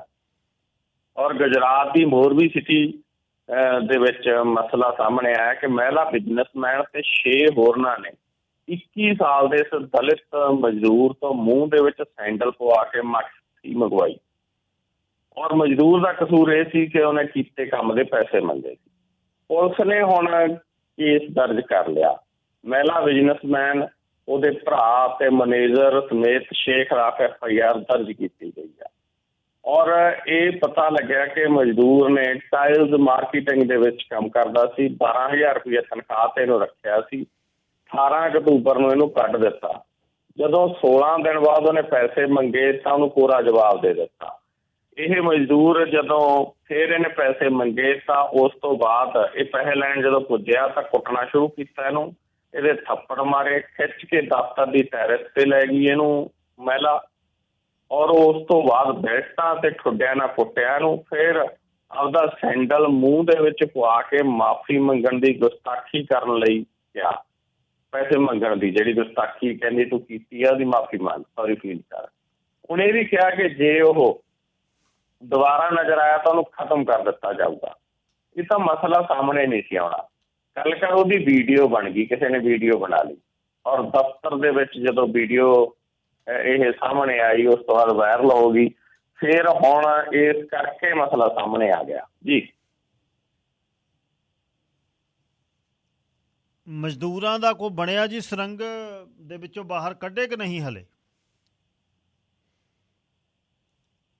ਹਜੇ ਤੱਕ ਨਹੀਂ ਨਿਕਲੇ ਜੀ। ਮਜ਼ਦੂਰਾਂ ਨੂੰ ਸੁਰੰਗ ਦੇ ਵਿੱਚੋਂ ਬਾਹਰ ਕੱਢਣ ਦੇ ਲਈ ਵੱਡੀ ਪੱਧਰ ਦੇ ਉੱਤੇ ਯਤਨ ਜਾਰੀ ਨੇ। ਕੰਮ ਨੂੰ ਵਿਚਾਲੇ ਰੋਕਣਾ ਪੈ ਗਿਆ ਕਿਉਂਕਿ ਤਰੇੜਾਂ ਆਉਣੀਆਂ ਸ਼ੁਰੂ ਹੋ ਗਈਆਂ ਸੀ। ਬਿਲਕੁਲ ਨੇੜੇ ਜਾ ਪਹੁੰਚੇ ਸੀ, ਲੇਕਿਨ ਹੁਣ ਫਿਰ ਦੁਬਾਰੇ ਕੰਮ ਜਾਰੀ ਹੈ ਜੀ ਔਰ ਯਤਨ ਜਾਰੀ ਨੇ। ਲੱਗਦਾ ਹੈਗਾ ਇਸ ਵੀਕਐਂਡ ਦੇ ਉੱਤੇ ਮਜ਼ਦੂਰਾਂ ਨੂੰ ਜਿਹੜਾ ਹੈਗਾ ਉਹ ਸੁਰੰਗ ਦੇ ਵਿੱਚੋਂ ਬਾਹਰ ਕੱਢ ਲਿਆ ਜਾਊਗਾ ਜੀ। ਔਰਤਾਂ ਨੂੰ ਕੁਛ ਖਾਸ ਰਿਆਇਤਾਂ ਦੇਣ ਦੀ ਕੋਸ਼ਿਸ਼ ਕਰ ਰਹੀ ਹੈ ਜੀ ਭਗਵੰਤ ਮਾਨ, ਤਿਆਰੀ ਕਰ ਰਹੀ ਹੈ। ਕਹਿੰਦੇ ਆ ਜੀ 1,000 ਰੁਪਇਆ ਮਹੀਨਾ ਦੇਣ ਦਾ ਵਾਅਦਾ ਕੀਤਾ ਸੀ ਅਰਵਿੰਦ ਕੇਜਰੀਵਾਲ ਨੇ। 1.5 ਸਾਲ ਹੋ ਗਿਆ, ਅਜੇ ਤੱਕ 1,000 ਰੁਪਇਆ ਮਹੀਨਾ ਦੇਣਾ ਤਾਂ ਦੂਰ ਦੀ ਗੱਲ, 1,000 ਰੁਪਇਆ ਮਹੀਨਾ ਦੇਣ ਦੀ ਤਿਆਰੀ ਵੀ ਨਜ਼ਰ ਨਹੀਂ ਆ ਰਹੀ। ਪਰ ਹੁਣ ਪਤਾ ਲੱਗਿਆ ਕਿ ਲੋਕ ਸਭਾ ਚੋਣਾਂ ਤੋਂ ਪਹਿਲਾਂ ਬਹੁਤ ਜਲਦ 1,000 ਰੁਪਇਆ ਦੇਣ ਦੀ ਯੋਜਨਾ ਜਿਹੜੀ ਉਹ ਲੀਕੀ ਜਾ ਰਹੀ ਹੈ ਔਰਤਾਂ ਨੂੰ। ਪਰ ਸਵਾਲ ਤਾਂ ਇਹ ਹੈ ਜੀ ਕਿ ਪਹਿਲਾਂ ਕੈਪਟਨ ਅਮਰਿੰਦਰ ਸਿੰਘ ਹੋਰਾਂ ਨੇ ਜਦੋਂ ਕਿਹਾ ਸੀ ਵੀ ਲੈਪਟਾਪ ਦੇਵਾਂਗੇ ਵਿਦਿਆਰਥੀਆਂ ਨੂੰ, ਉਹ ਤੋਂ ਬਾਅਦ ਕਹਿੰਦੇ ਜੀ 11ਵੀਂ 12ਵੀਂ ਵਾਲੀਆਂ ਨੂੰ ਦੇਵਾਂਗੇ। ਸੇਮ ਥਿੰਗ ਹੋਣਾ। ਹੁਣ ਕੀ ਹੈ ਕਿ ਪਹਿਲਾਂ ਕਿਹਾ ਸੀ ਕਿ ਸਾਰੀਆਂ ਔਰਤਾਂ ਨੂੰ 1000 ਰੁਪਇਆ ਮਹੀਨਾ ਦੇਵਾਂਗੇ, ਪਰ ਹੁਣ ਇਹਨਾਂ ਨੂੰ ਲੱਗਦਾ ਗਾ ਵੀ ਔਰਤਾਂ ਦੀ ਗਿਣਤੀ ਆ ਜਿਹੜੀ ਉਹ ਤਾਂ 1 ਕਰੋੜ ਤੋਂ ਉੱਤੇ ਜਾਊ ਫਿਰ, ਤੇ ਫਿਰ ਇੰਨੀਆਂ ਨੂੰ 1000 ਰੁਪਇਆ ਮਹੀਨਾ ਸਰਕਾਰ ਕਿੱਥੋਂ ਦੇ ਦੂ? ਕਿਉਂਕਿ ਪਹਿਲਾਂ ਗੱਲਾਂ ਹੋਰ ਸੀ, ਹੁਣ ਹੋਰ ਆ। ਹੁਣ ਉਹ 'ਚ ਛਾਂਟੀ ਕੀਤੀ ਜਾ ਰਹੀ ਆ। ਇਹਦੇ 'ਚੋਂ ਜਿਹੜੀਆਂ ਪਹਿਲੇ ਪੜਾਅ ਦੇ ਵਿੱਚ ਵਿਧਵਾ ਔਰਤਾਂ ਨੂੰ, ਦੂਜੇ ਪੜਾਅ 'ਚ ਲੋੜਵੰਦ ਔਰਤਾਂ ਨੂੰ, ਤੀਜੇ ਪੜਾਅ ਦੇ ਵਿੱਚ ਜਿਹੜਾ ਗਾ ਉਹ ਵਿਆਹ ਕਰਵਾਉਣ ਵਾਲੀਆਂ ਕੁੜੀਆਂ ਨੂੰ ਜਾਂ ਸਟੂਡੈਂਟਸ ਨੂੰ, ਇਸ ਤਰੀਕੇ ਦੀ ਯੋਜਨਾ ਜਿਹੜੀ ਲਿਖੀ ਜਾ ਰਹੀ ਆ ਤਾਂ ਕਿ ਘੱਟ ਔਰਤਾਂ ਨੂੰ ਸਰਕਾਰ ਜਿਹੜੀ ਹੈਗੀ ਉਹ ਪਰ ਮੰਥ 1000 ਰੁਪਇਆ ਦੇਵੇ। ਲੇਕਿਨ ਇਹ ਮਸਲਾ ਲੋਕ ਸਭਾ ਚੋਣਾਂ ਦੇ ਵਿੱਚ ਇੱਕ ਏਜੰਡੇ ਦੇ ਤੌਰ ਤੇ ਸਾਹਮਣੇ ਆ ਸਕਦਾ। ਸਰਕਾਰ ਨੂੰ ਇਹਦਾ ਬਹੁਤ ਨੁਕਸਾਨ ਝੱਲਣਾ ਪੈਂਦਾ, ਇਸ ਕਰਕੇ ਉਦੋਂ ਪਹਿਲਾਂ ਇਹ ਯੋਜਨਾ ਜਿਹੜੀ ਆ ਉਹ ਇਹ ਸਿੱਧ ਕੀਤਾ ਜਾਵੇ ਕਿ ਦੇਖੋ ਸਰਕਾਰ ਦੇਣਾ ਸ਼ੁਰੂ ਕਰ ਰਹੀ ਆ ਜੀ। ਲਓ ਜੀ, ਹੁਣ ਸੋਮਵਾਰ ਨੂੰ ਫਿਰ ਗੱਲਬਾਤ ਹੋਏਗੀ ਤੁਹਾਡੇ ਨਾਲ। ਆਪਣਾ ਖਿਆਲ ਰੱਖਿਓ ਤੇ ਸ਼ੁਕਰੀਆ। ਧੰਨਵਾਦ ਜੀ ਤੁਹਾਡਾ ਤੇ ਸਾਰੇ ਸਰੋਤਿਆਂ ਦਾ ਵੀ ਬਹੁਤ ਬਹੁਤ ਧੰਨਵਾਦ। ਸ਼ੁੱਕਰਵਾਰ ਨੂੰ ਪਰਮਿੰਦਰ ਸਿੰਘ ਥਿੰਦ ਥਿੰਕ ਇੰਸ਼ੋਰੈਂਸ ਤੋਂ ਸ਼ਾਮਲ ਹੁੰਦੇ ਨੇ। 604 828 7213 thinkinsurance.ca ਵੈਬਸਾਈਟ ਹੈ। ਸਾਰੀ ਜਾਣਕਾਰੀ $1 million round table, top of the table ਵੱਡਾ ਐਵਾਰਡ ਹੈ ਉਹਨਾਂ ਨੂੰ ਮਿਲਿਆ ਅਤੇ ਸਟੂਡੀਓ 'ਚ ਮੇਰੇ ਨਾਲ ਨੇ। ਤੇ ਸਭ ਸਵਾਗਤ ਜੀ, ਸਤਿ ਸ਼੍ਰੀ ਅਕਾਲ। ਸਤਿ ਸ਼੍ਰੀ ਅਕਾਲ ਗਿੱਲ ਸਾਹਿਬ, ਤੁਹਾਨੂੰ ਅਤੇ ਸਾਰਿਆਂ ਨੂੰ ਮੇਰੇ ਵੱਲੋਂ ਪਿਆਰ ਭਰੀ ਸਤਿਕਾਰ ਭਰੀ ਸਤਿ ਸ਼੍ਰੀ ਅਕਾਲ ਜੀ। ਅੱਛਾ, ਇੱਕ ਜਿਹੜੀ ਨਵੀਂ ਖਬਰ ਆ ਰਹੀ ਹੈ ਕੁਛ ਨਵੇਂ ਅਕਾਊਂਟ ਦੀ ਫਾਈਨੈਂਸ਼ੀਅਲ ਮਾਰਕੀਟ 'ਚ, ਉਹ ਕੀ ਹੈ ਜੀ? ਹਾਂਜੀ, ਪਹਿਲੀ ਗੱਲ ਤਾਂ ਜਿਹੜਾ ਫਸਟ ਹੋਮ ਸੇਵਿੰਗ ਅਕਾਊਂਟ ਜਿਹੜਾ ਹੈਗਾ ਜੀ, ਉਹ ਬਹੁਤ ਜ਼ਿਆਦਾ ਇੰਪੋਰਟੈਂਟ ਹੈ। ਜਿਹੜੇ ਸਪੈਸ਼ਲੀ ਹੁਣ ਜਦ ਬੱਚਿਆਂ ਨੇ ਪਹਿਲਾਂ ਆਪਣਾ ਘਰ ਲੈਣਾ, ਉਹ ਸੋਚ ਰਹੇ ਨੇ ਜਾਂ ਪੇਰੈਂਟਸ ਵੀ ਚਾਹੁੰਦੇ ਨੇ ਵੀ ਉਹ ਜਿਹੜਾ ਘਰ ਆਪਦੇ ਬੱਚਿਆਂ ਵਾਸਤੇ ਲੈ ਕੇ ਦੇਣਾ ਚਾਹੁੰਦੇ ਨੇ। It's one of the best tool ਹੈਗਾ RRSP ਜੇ TFS ਜੇ ਆਪਾਂ ਕੰਬੀਨੇਸ਼ਨ ਦੇਖਦੇ ਹਾਂ, ਉਹਨਾਂ ਦੋਵਾਂ ਅਕਾਊਂਟਾਂ ਦਾ ਜਿਹੜੇ ਬੈਸਟ ਅਕਾਊਂਟ ਜਿਹੜੇ ਫੀਚਰ ਨੇ ਇਸ ਅਕਾਊਂਟ ਦੇ ਵਿੱਚ ਹੈਗੇ ਨੇ। ਹੁਣ $8000 ਤੱਕ ਤੁਸੀਂ ਜੇ ਐਗਜ਼ਾਮਪਲ ਜੇ ਕਿਸੇ ਤੁਸੀਂ ਅਕਾਊਂਟ 'ਚ ਪਾ ਸਕਦੇ ਹੋ। ਹੁਣ 8000 ਜਿਹੜੀ ਇਸ ਸਾਲ ਦੀ ਲਿਮਿਟ ਹੈ, ਮੈਕਸੀਮਮ $40000 ਹੋ ਗਿਆ। ਹੁਣ 8000 ਦਾ ਮਤਲਬ ਇਹ ਹੈ ਵੀ ਜੇ ਤੁਸੀਂ ਘਰ ਲੈਣਾ ਆ, $8000 ਤੁਹਾਡੀ ਇਨਕਮ 'ਚੋਂ ਘੱਟ ਗਿਆ। ਹੁਣ ਜੇ ਕਿਸੇ ਦੀ 60000 ਇਨਕਮ ਸੀਗੀ, ਹੁਣ ਉਹਨੇ $8000 ਇਸ ਅਕਾਊਂਟ 'ਚ ਪਾ ਤਾ ਘਰ ਲੈਣ ਵਾਸਤੇ। ਹੁਣ ਜਿਹੜੀ ਇਨਕਮ 60000 ਤੇ ਅਸੀਂ ਟੈਕਸ ਨਹੀਂ ਦੇਣਾ, ਉਹ 52,000 ਤੇ ਅਸੀਂ ਟੈਕਸ ਦੇਣਾ। ਪਹਿਲੀ ਗੱਲ ਤਾਂ ਸਾਡੀ ਜਿਹੜੀ ਟੈਕਸ ਦੀ ਸਲੈਬ ਅਸੀਂ ਉਸ 'ਚ ਸੇਵਿੰਗ ਕਰ ਲਈ। ਫਿਰ ਉਹ ਜਿਹੜਾ ਤੁਸੀਂ ਅਕਾਊਂਟ 'ਚ ਜਿਹੜੀ ਮਨੀ ਜਿਹੜੀ ਗਰੋ ਹੋ ਰਹੀ ਹੈ, ਉਹ ਵੀ ਟੈਕਸ ਫਰੀ ਗਰੋ ਹੋ ਰਹੀ ਹੈ। ਹੁਣ ਜੇ ਕਿਸੇ ਨੇ 40000 ਤੱਕ ਹਸਬੈਂਡ ਵਾਈਫ ਦੋਵਾਂ ਨੇ, ਹੁਣ 40,000 ਇੱਕ ਤਾਂ ਇਨਕਮ 'ਚੋਂ ਡਿਡਕਸ਼ਨ ਹੋ ਗਈ, ਪਲੱਸ ਜਿਹੜਾ ਟੈਕਸ ਫਰੀ ਜਦੋਂ ਮਨੀ ਗਰੋ ਹੋਊਗੀ ਜਦੋਂ ਵੀ ਘਰ ਲੈਣਾ। ਹੁਣ ਇਟਸ ਵੈਰੀ ਬੈਨੀਫਿਸ਼ੀਅਲ ਟੂਲ ਹੈਗਾ ਇੱਕ ਕੈਨੇਡੀਅਨ ਵਾਸਤੇ, ਜਾਂ ਆਪਾਂ ਆਪਦੇ ਬੱਚਿਆਂ ਵਾਸਤੇ ਸੋਚ ਰਹੇ ਹਾਂ। It's one of the best way we can help them. ਹੁਣ ਐਵੇਂ $8000 ਹੈ, $8000 40,000 ਹੈ। ਹੁਣ 5 ਸਾਲਾਂ 'ਚ ਜੇ 6-7% ਦਾ ਗਰੋ ਹੋਈ ਜਾਂਦਾ, ਉਹਨਾਂ ਦੀ ਡਾਊਨ ਪੇਮੈਂਟ ਵੀ ਵਧੀ ਜਾਂਦੀ ਹੈ। So it's a very beneficial tool. ਜਿਹੜੇ ਸਪੈਸ਼ਲੀ ਹੁਣ ਸਾਈਡ 'ਤੇ ਬੈਠੇ ਨੇ, ਮਾਰਕੀਟ ਤੁਸੀਂ ਵਾਚ ਕਰ ਰਹੇ ਹਾਂ, ਸੋ ਇਹ ਜਿਹੜਾ ਅਕਾਊਂਟ ਹੈ TFSA ਅਤੇ RRSP ਜਿਹੜੇ ਬੈਸਟ ਫੀਚਰ ਨੇ ਸਾਰੇ ਇੱਕ ਅਕਾਊਂਟ 'ਚ ਪਾਤੇ। ਇਸੇ ਕਰਕੇ ਇਸ ਸਾਲ ਦੀ ਲਿਮਿਟਡ ਡੈਡਲਾਈਨ ਹੈਗੀ $8000 ਤੱਕ। ਉਹ ਥਿੰਕ ਇੰਸ਼ੋਰੈਂਸ ਤੁਸੀਂ ਅਕਾਊਂਟ ਘਰੇ ਬੈਠੇ ਹੀ ਖੁਲਾ ਸਕਦੇ ਹੋ। ਤੁਹਾਨੂੰ ਇਹ ਵੀ ਨਹੀਂ ਕਿਤੇ ਜਾਣ ਦੀ ਲੋੜ, ਲਾਈਨ 'ਚ ਲੱਗਣ ਦੀ ਲੋੜ। ਤੁਸੀਂ ਆਪਦਾ ਅਕਾਊਂਟ ਖੁਲਾਉਣਾ, ਤੁਸੀਂ ਸਾਡੇ ਕੋਲ ਥਿੰਕ ਇੰਸ਼ੋਰੈਂਸ ਤੋਂ ਖੁਲਾ ਸਕਦੇ ਹੋ ਤੁਸੀਂ। ਅੱਛਾ, ਦੂਸਰਾ ਅੱਜ ਕੱਲ੍ਹ ਤੁਸੀਂ ਬਿਜ਼ਨਸ ਓਨਰਸ ਨੇ ਜਿਹੜੇ, ਉਹਨਾਂ ਦੇ ਬਾਰੇ ਬੜੀ ਜਾਣਕਾਰੀ ਦੇ ਰਹੇ ਹੋ, ਉਹਨਾਂ ਨੂੰ ਸੁਨੇਹਾ ਦੇ ਰਹੇ ਹੋ ਬਈ ਕੱਲ੍ਹ ਨੂੰ ਜਦ ਤੁਸੀਂ ਇਹ ਪ੍ਰੋਪਰਟੀ ਟਰਾਂਸਫਰ ਕਰਨੀਆਂ ਨੇ ਜਵਾਕਾਂ ਦੇ ਨਾਂ, ਅਤੇ ਤੁਹਾਨੂੰ ਕਿਹੜੇ ਟੂਲਸ ਦੀ ਲੋੜ ਹੈ। ਇਹ ਜਿਹੜੀ ਕਾਰਪੋਰੇਟ ਡਾਲਰਸ ਦੀ ਗੱਲ ਹੈ, ਇਹ ਕੀ ਹੈ? ਹਾਂਜੀ, ਆਪਾਂ ਕਾਰਪੋਰੇਟ ਡਾਲਰ ਦੀ ਗੱਲ ਕਰਦੇ ਹਾਂ। As a powerful dollar. ਜੇ ਹੁਣ ਉਹੀ ਜਿਹੜੀ ਚੀਜ਼ ਸਾਨੂੰ, ਜੇ ਐਗਜ਼ਾਮਪਲ ਕਿਸੇ ਨੇ 10,000 ਖਰਨਾ ਜੇ ਖਰਚਣਾ ਪੋਲਿਸੀ ਵਾਸਤੇ, ਅਤੇ ਜੇ ਆਪਾਂ ਪਰਸਨਲ ਇਨਕਮ ਨਾਲ ਸਾਨੂੰ $19,000 ਖਰਚਣਾ ਪੈਣਾ, ਉਹੀ ਜੇ ਅਸੀਂ ਕਾਰਪੋਰੇਟ ਡਾਲਰ ਖਰਚਦੇ ਹਾਂ ਸਾਨੂੰ ਸਿਰਫ 11,000 ਖਰਚਣਾ ਪੈਣਾ। ਜੇ ਐਗਜ਼ਾਮਪਲ ਜੇ 10,000 ਦੀ ਪੋਲਿਸੀ ਦੀ ਪ੍ਰੀਮੀਅਮ ਹੈਗਾ ਸਾਲ ਦਾ। ਹੁਣ ਪਹਿਲੀ ਗੱਲ ਤਾਂ ਇਹ ਦੇਖੀਏ ਵੀ ਸਾਡੀ ਕਿੱਡੀ ਸੇਵਿੰਗ ਹੈ। ਉਦੋਂ ਬਾਅਦ ਜਿਹੜਾ ਮੇਨ ਕਾਰਨ ਜਿਹੜਾ ਹੈਗਾ ਵੀ ਜਿਹੜਾ ਟੈਕਸ ਗਰੋਥ ਹੈਗੀ ਹੈ, ਜਿੱਦਾਂ TFS ਦੀ ਗੱਲ ਹੈ, ਅਨਲਿਮਿਟਿਡ ਟੈਕਸ ਸੇਵਿੰਗ ਅਕਾਊਂਟ ਤੁਹਾਡੀ ਪੋਲਿਸੀ 'ਚ ਹੋ ਗਿਆ। ਕਾਰਪੋਰੇਟ ਰਿਟੇਨਡ ਅਰਨਿੰਗ ਹੈ ਜਿਹੜੀ, ਹੁਣ ਅਸੀਂ 2 ਤਰੀਕੇ ਨਾਲ ਹੀ ਪੋਲਿਸੀ ਆਪਾਂ ਰਿਟੇਨ ਜਿਹੜੀ ਅਰਨਿੰਗ ਉਹਦੇ 'ਚ ਪੈਸੇ ਕੱਢ ਸਕਦੇ ਹਾਂ, ਡਿਵੀਡੈਂਡ ਜਾਂ ਸੈਲਰੀ। ਪਰ ਜਿਹੜਾ ਇੱਕ ਇਹ ਟੂਲ ਹੈਗਾ ਟੈਕਸ ਆਪਟੀਮਾਈਜੇਸ਼ਨ, ਨਾਲੇ ਹੁਣ ਜੇ ਕਿਸੇ ਨੇ 10 ਘਰ ਬਣਾਏ ਨੇ ਜਾਂ 15 ਘਰ ਬਣਾਏ ਹੋਏ ਨੇ, ਇੱਕ ਘਰ ਜਿਹੜਾ ਆ ਵੀ ਹੈ, ਜਿਹੜਾ ਇੱਕ ਟੂਲ ਹੈਗਾ ਜਿਹੜਾ ਇੰਸ਼ੋਰੈਂਸ ਵਾਲਾ, ਉਹ ਵੀ ਬਹੁਤ ਜ਼ਰੂਰੀ ਸੋਚਣ ਦੀ ਲੋੜ ਹੈ। ਉਹ ਸਾਰੇ 10 ਜਾਂ 15 ਘਰਾਂ ਨੂੰ ਬਿਲਕੁਲ ਪੀਸਫੁਲੀ ਅਸੀਂ ਨੈਕਸਟ ਜਨਰੇਸ਼ਨ ਵਾਸਤੇ ਟਰਾਂਸਫਰ ਕਰ ਸਕਦੇ ਹਾਂ, ਬਿਲਕੁਲ ਐਗਜ਼ੈਕਟਲੀ ਸੇਮ ਵੇ। ਹੁਣ ਆਹੀ ਜੇ ਅਸੀਂ ਘਰ ਲੈਂਦੇ ਹਾਂ, ਅੱਗੇ ਦੇਣਾ ਸਾਨੂੰ ਪਤਾ ਵੀ ਇਹਦਾ ਟੈਕਸ ਵੀ ਲੱਗੂ, ਕੈਪੀਟਲ ਗੇਨ ਵੀ ਹੋਊਗਾ, ਉਹ ਚੀਜ਼ਾਂ ਵਾਸਤੇ ਸਾਡੇ ਕੋਲ ਮਨੀ ਚਾਹੀਦੀ ਹੈ। ਸੋ ਜਿਹੜਾ ਆਹ ਅਕਾਊਂਟ ਹੈਗਾ ਵੀ ਆਪਦੇ ਵਾਸਤੇ, ਸਪੈਸ਼ਲੀ ਜਿਹੜੇ ਕਾਰਪੋਰੇਟ ਪਾਲਿਸੀ ਆਪਦੇ ਸ਼ੇਅਰ ਹੋਲਡਰਸ ਵਾਸਤੇ, ਤੁਹਾਨੂੰ ਇਹ ਥਿੰਕ ਇੰਸ਼ੋਰੈਂਸ ਸਪੈਸ਼ਲੀ ਤੁਸੀਂ ਬਹਿ ਕੇ ਆਪਾਂ ਟੈਕਸ ਆਪਟੀਮਾਈਜੇਸ਼ਨ, ਟੈਕਸ ਗਰੋਥ ਕਿੱਦਾਂ ਹੋ ਸਕਦੀ ਹੈ, ਅਤੇ ਰਿਟਾਇਰਮੈਂਟ ਜਦੋਂ ਅਸੀਂ ਲੈਣੀ ਆਪਦੇ ਬਿਜ਼ਨਸ ਦੇ ਵਿੱਚੋਂ, ਇਹ ਸਾਡੇ ਵਾਸਤੇ ਸਹਾਈ ਕਿੱਦਾਂ ਹੋ ਸਕਦਾ। ਇਟਸ ਲਾਟ ਆਫ ਬੈਨੀਫਿਟ ਬਹਿ ਕੇ ਸੋਚ ਕੇ, ਪਰ ਇਹ ਨਹੀਂ ਵੀ ਆਪਾਂ ਨੂੰ ਰਾਈਟ ਵੇ ਚੀਜ਼ਾਂ ਹੋ ਜਾਣੀਆਂ। ਅਕਾਊਂਟੈਂਟ, ਲਾਇਰਸ ਇਨਵੋਲਵਡ, ਜਦੋਂ ਕਾਰਪੋਰੇਟ, ਜਦੋਂ ਅਸੀਂ ਦੇਖਦੇ ਹਾਂ ਸਟਰਕਚਰ ਕੀ ਹੈਗਾ, ਹਾਇਰਾਰਕੀ ਕੀ ਹੈਗੀ ਹੈ, ਉਸ ਤਰੀਕੇ ਨਾਲ ਪਾਲਿਸੀ ਡਿਜ਼ਾਈਨ ਹੋ ਸਕਦੀ ਹੈ। ਅੱਛਾ ਜੀ, ਇਹ ਇੱਕ ਦੱਸਿਓ ਵੀ ਕਲਾਇੰਟਸ ਜਿਹੜੇ ਨੇ ਸਰਵ ਕਰਦੇ ਹੋ, ਬਹੁਤ ਖਿਆਲ ਰੱਖਦੇ ਹੋ, ਕਿਸੇ ਨੇ ਪਹਿਲਾਂ ਲਾਈਫ ਇੰਸ਼ੋਰੈਂਸ ਲੈ ਲਈ, ਫਿਰ ਹੁਣ ਕੋਈ ਹੋਰ ਨਾਲ ਇੰਸ਼ੋਰੈਂਸ ਲੈਣੀ ਚਾਹੁੰਦਾ, ਇੱਧਰ ਨੂੰ ਬਿਜ਼ਨਸ ਵਾਲੇ ਪਾਸੇ ਨੂੰ ਆਉਣ ਦਾ ਕੰਬੋ ਕਿਵੇਂ ਕਰਦੇ ਹੋ? ਜੇ ਇੱਕੋ ਹੀ ਕੰਪਨੀ ਦਾ ਪ੍ਰੋਡਕਟ ਹੋਣ, ਉਹਨਾਂ ਨੂੰ ਫਿਰ ਇਕੱਠੇ ਕਰ ਦਿੰਦੇ, ਕੋਈ ਬੱਚਤ ਹੋ ਸਕਦੀ ਹੈ? ਹਾਂਜੀ, ਇੱਕ ਇਹ ਵੀ ਬਹੁਤ ਨਾ ਕਈ ਵਾਰ ਹੁੰਦੇ ਨਾ ਸੈਲਿੰਗ ਫੀਚਰ ਹੁੰਦੇ ਨੇ, ਇਹੀ ਕਹਿਣਾ ਵੀ ਸੈਲਿੰਗ ਵਾਲੀਆਂ ਚੀਜ਼ਾਂ ਤੋਂ ਬਚੋ। ਵੀ ਜਿਹੜੀਆਂ ਚੀਜ਼ਾਂ ਵਧੀਆ ਲੱਗਦੀਆਂ ਨੇ, ਉਹ ਕਈ ਵਾਰੀ ਵਧੀਆ ਬਹੁਤ ਲੱਗਦੀਆਂ ਵੀ ਕੰਬੋ ਡੀਲ ਹੈ, ਵੀ ਬਹੁਤ ਵਧੀਆ ਡੀਲ ਹੈ, ਵੀ ਸਾਰਾ ਕੁਝ ਇਕੱਠਾ ਹੀ ਹੋ ਗਿਆ। ਪਰ ਸਾਡਾ ਵੀ ਸੁਭਾਅ ਹੈ ਸਾਰਾ ਕੁਝ ਇਕੱਠਾ ਸਾਨੂੰ ਲੋੜ ਹੈ, ਬਿਲਕੁਲ ਇਕੱਠਾ ਹੋ ਸਕਦਾ। ਹੁਣ ਇੱਕ ਚੀਜ਼ ਸਾਨੂੰ ਪਤਾ ਵੀ ਹੁਣ ਜੇ ਇੱਕ ਚੀਜ਼ ਫਲਾਣੀ ਕੰਪਨੀ ਕੋਲ ਵਧੀਆ, ਇੱਕ ਚੀਜ਼ ਦੂਜੀ ਕੰਪਨੀ ਕੋਲ ਵਧੀਆ, ਅਸੀਂ ਉਹ ਚੀਜ਼ਾਂ ਆਪਦੀ ਜ਼ਰੂਰਤ ਦੇ ਹਿਸਾਬ ਨਾਲ ਡਿਜ਼ਾਈਨ ਕਰਵਾ ਸਕਦੇ ਹਾਂ। ਥਿੰਕਿੰਗ ਤਾਂ ਹੀ ਆਪਾਂ ਕਹਿੰਦੇ ਵੀ ਇਹ ਨਹੀਂ ਵੀ ਇੱਕ ਚੀਜ਼ ਤੋਂ ਹੁਣ ਇਹ ਨਾ ਦੇਖੀਏ ਵੀ ਵੇਚਣ ਵਾਲਿਆਂ ਨੂੰ ਸੌਖਾ ਇਹ ਚੀਜ਼ ਵਧੀਆ ਜਾਂ ਲੈਣ ਵਾਲਿਆਂ ਨੂੰ ਚੀਜ਼ ਸੌਖੀ ਲੱਗਦੀ, ਪਰ ਇਹ ਦੇਖੀ ਪਾਉਂਦਾ end of the day client ਵਾਸਤੇ ਹੀ ਸਾਰਾ ਕੁਛ ਅਸੀਂ ਕਰ ਰਹੇ ਹਾਂ। ਕਲਾਇੰਟ ਦੀਆਂ ਜ਼ਰੂਰਤਾਂ ਇਜ਼ ਅ ਪ੍ਰਾਇਓਰਿਟੀ।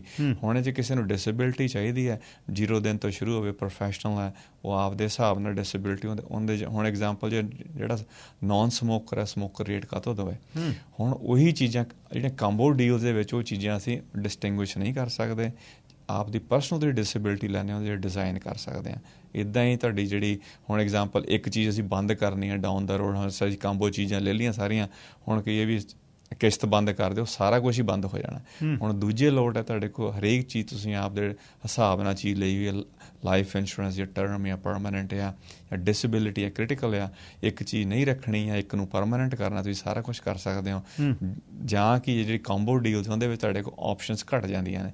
ਇਸ ਕਰਕੇ ਇਹੀ ਰਹਿੰਦਾ ਵੀ ਜਦੋਂ ਵੀ ਇੰਸ਼ੋਰੈਂਸ ਲੈਣੀ, ਇਹ ਨਾ ਵੀ ਇੱਕੋ ਦਮ ਹੀ ਕੰਮ ਹੋ ਜਾਵੇ ਸਾਰਾ ਕੁਛ, ਟੇਕਸ ਟਾਈਮ, ਪਰ ਵਿਚਾਰ ਕੇ ਤਾਂ ਹੀ ਕਹਿੰਦੇ ਥਿੰਕ ਇੰਸ਼ੋਰੈਂਸ। ਅਤੇ ਇਹ ਕੰਬੋ ਡੀਲਾਂ ਵਧੀਆ ਲੱਗਦੀਆਂ, ਪਰ ਕਈ ਵਾਰੀ ਹਮੇਸ਼ਾ ਵਧੀਆ ਨਹੀਂ ਹੁੰਦੀਆਂ ਜੇ ਪਰਤਾਂ ਖੋਲ੍ਹ ਕੇ ਦੇਖਦੇ ਹਾਂ ਤਾਂ। ਮਨੀ ਬੈਕ ਵਾਲੀ ਇੱਕ ਗੱਲ ਬੜੀ ਵਧੀਆ ਲੱਗਦੀ ਮੈਂ ਬਹੁਤ ਵਾਰੇ ਹੱਸਦਾ ਵੀ ਤੁਸੀਂ ਕਵਰੇਜ ਕਰਾਈ, ਪੈਸੇ ਦਿੱਤੇ, ਉਹ ਵਾਪਸ ਕਰਾ ਕੇ ਤੁਹਾਡੀ ਕਵਰੇਜ ਨਹੀਂ ਰਹਿਣੀ, ਉਹ ਜੋ ਕੈਂਸਲ ਕਰੇ ਤਾਂ ਕੁਛ ਨਹੀਂ, ਕੋਈ ਵਿਚਲੀਆਂ ਗੱਲਾਂ ਨਹੀਂ ਦੱਸਦੇ। ਮਨੀ ਬੈਕ ਜਿਹੜੀ ਗਰੰਟੀ ਹੈ, ਇਹ ਕਾਹਦੀ ਗਰੰਟੀ ਹੈ ਮਨੀ ਬੈਕ? ਪਹਿਲੀ ਗੱਲ ਤਾਂ ਜਿਹੜੀ ਵੀ ਅਸੀਂ ਪਾਲਿਸੀ ਲੈਣੀ ਸਾਡੀ ਜ਼ਰੂਰਤ ਦੇ ਹਿਸਾਬ ਨਾਲ ਹੋਵੇ, ਉਹਨੂੰ ਸਮਝੋ ਹੈਗਾ ਕੀ ਹੈ। ਕਈ ਵਾਰੀ ਤਾਂ ਇਹੀ ਦਿਖਾਇਆ ਜਾਂਦਾ 20 ਸਾਲਾਂ 'ਚ ਕਿਸ਼ਤਾਂ ਮੁੱਕ ਜਾਣਗੀਆਂ, ਉਹ ਪਰ ਕਿਸ਼ਤਾਂ ਸਾਰੀ ਉਮਰ ਚੱਲਦੀਆਂ ਨੇ। ਮੈਂ ਹੁਣ ਇੰਨੇ ਵਰੇ ਹੋ ਗਏ ਮੈਨੂੰ ਦੇਖਦੇ, ਕਈ ਜਿਹੜੀਆਂ ਪਾਲਿਸੀ ਜਿਹੜੀਆਂ ਹੈਗੀਆਂ YRT ਜਾਂ ਦੂਜੀਆਂ ਐਨੂਅਲ ਰੀਨਿਊਅਲ ਟਰਮ ਜਿਹੜੀਆਂ ਪਾਲਿਸੀਆਂ ਨੇ, ਉਹ ਮੁੱਕਦੀਆਂ ਹੀ ਨਹੀਂ ਕਿਸ਼ਤਾਂ ਉਹਨਾਂ ਦੀਆਂ। ਅੱਜ ਤੱਕ ਮੈਂ ਨਹੀਂ ਕੋਈ ਵਿਨਰ ਦੇਖਿਆ ਜਿਹੜਾ ਵਿਨਰ ਉਹਦੇ 'ਚ ਨਿਕਲ ਕੇ ਆਇਆ। ਕਈ ਵਾਰੀ ਬਿਲਕੁਲ ਆਪਦੀਆਂ ਤੁਸੀਂ ਪਾਲਿਸੀਆਂ ਦੇਖੋ, ਤੁਹਾਨੂੰ ਪਤਾ ਹੋਣਾ ਚਾਹੀਦੀਆਂ ਤੁਹਾਡੀ ਪਾਲਿਸੀਆਂ ਦੀ ਕਿਸ਼ਤਾਂ ਮੁੱਕਣਗੀਆਂ ਕਿ ਨਹੀਂ ਮੁੱਕਣਗੀਆਂ, ਜਾਂ ਕਿ ਸਾਰਾ ਕੁਝ ਹਵਾ 'ਚ ਹੈ ਵੀ ਇੱਕੋ ਦਮ 8% 20% ਦੇ ਪਾਲਿਸੀਆਂ ਤੁਹਾਡੀਆਂ ਗਰੋ ਕਰ ਜਾਣਗੀਆਂ। ਪਰ ਇਹ ਵੀ ਦੇਖੋ ਸਾਰੀ ਉਮਰੋਂ ਦੀ ਕਿਸ਼ਤ ਜਾਊਗੀ, ਗਰੰਟੀ ਹੈਗੀ ਕਿ ਨਹੀਂ। ਪਹਿਲੀ ਗੱਲ ਤਾਂ ਇਹ ਹੋ ਗਈ। ਦੂਜੇ ਲੋਟ ਹੋ ਗਿਆ ਜੇ ਮਨੀ ਹੋ ਵੀ ਗਈ, ਕਈ ਪਾਲਿਸੀਆਂ ਇੱਦਾਂ ਦੀਆਂ ਨੇ ਜੇ ਹੁਣ ਐਗਜ਼ਾਮਪਲ ਕਹਿੰਦੇ 5 ਲੱਖ ਹੋ ਜੂ, $1 ਮਿਲੀਅਨ ਹੋ ਜੂਗਾ ਜੀ, ਤੁਸੀਂ 65 ਦੇ ਹੋ ਜਾਓਗੇ। ਜੇ ਤੁਸੀਂ ਪੈਸੇ ਕਢਾਓਗੇ, ਇੱਕ ਤਾਂ ਤੁਹਾਡੀ ਪਾਲਿਸੀ 'ਚੋਂ ਪੈਸੇ ਘੱਟ ਗਏ, ਉਨੀ ਤੁਹਾਡੀ ਲਾਈਫ ਇੰਸ਼ੋਰੈਂਸ ਘੱਟ ਗਈ। ਜੇ ਐਗਜ਼ਾਮਪਲ $1 ਮਿਲੀਅਨ ਦੀ ਸੀਗੀ, ਜੇ 5 ਲੱਖ ਸੀ, ਜੇ ਤੁਸੀਂ ਹੁਣ 90% ਕਢਾ ਲਿਆ, ਉਸ 'ਤੇ ਇੰਟਰਸਟ ਫਿਰ ਸ਼ੁਰੂ ਹੋ ਗਿਆ, ਉਹਦੀ ਕਿਸ਼ਤ ਫਿਰ ਦੁਬਾਰਾ ਸ਼ੁਰੂ ਹੋ ਗਈ।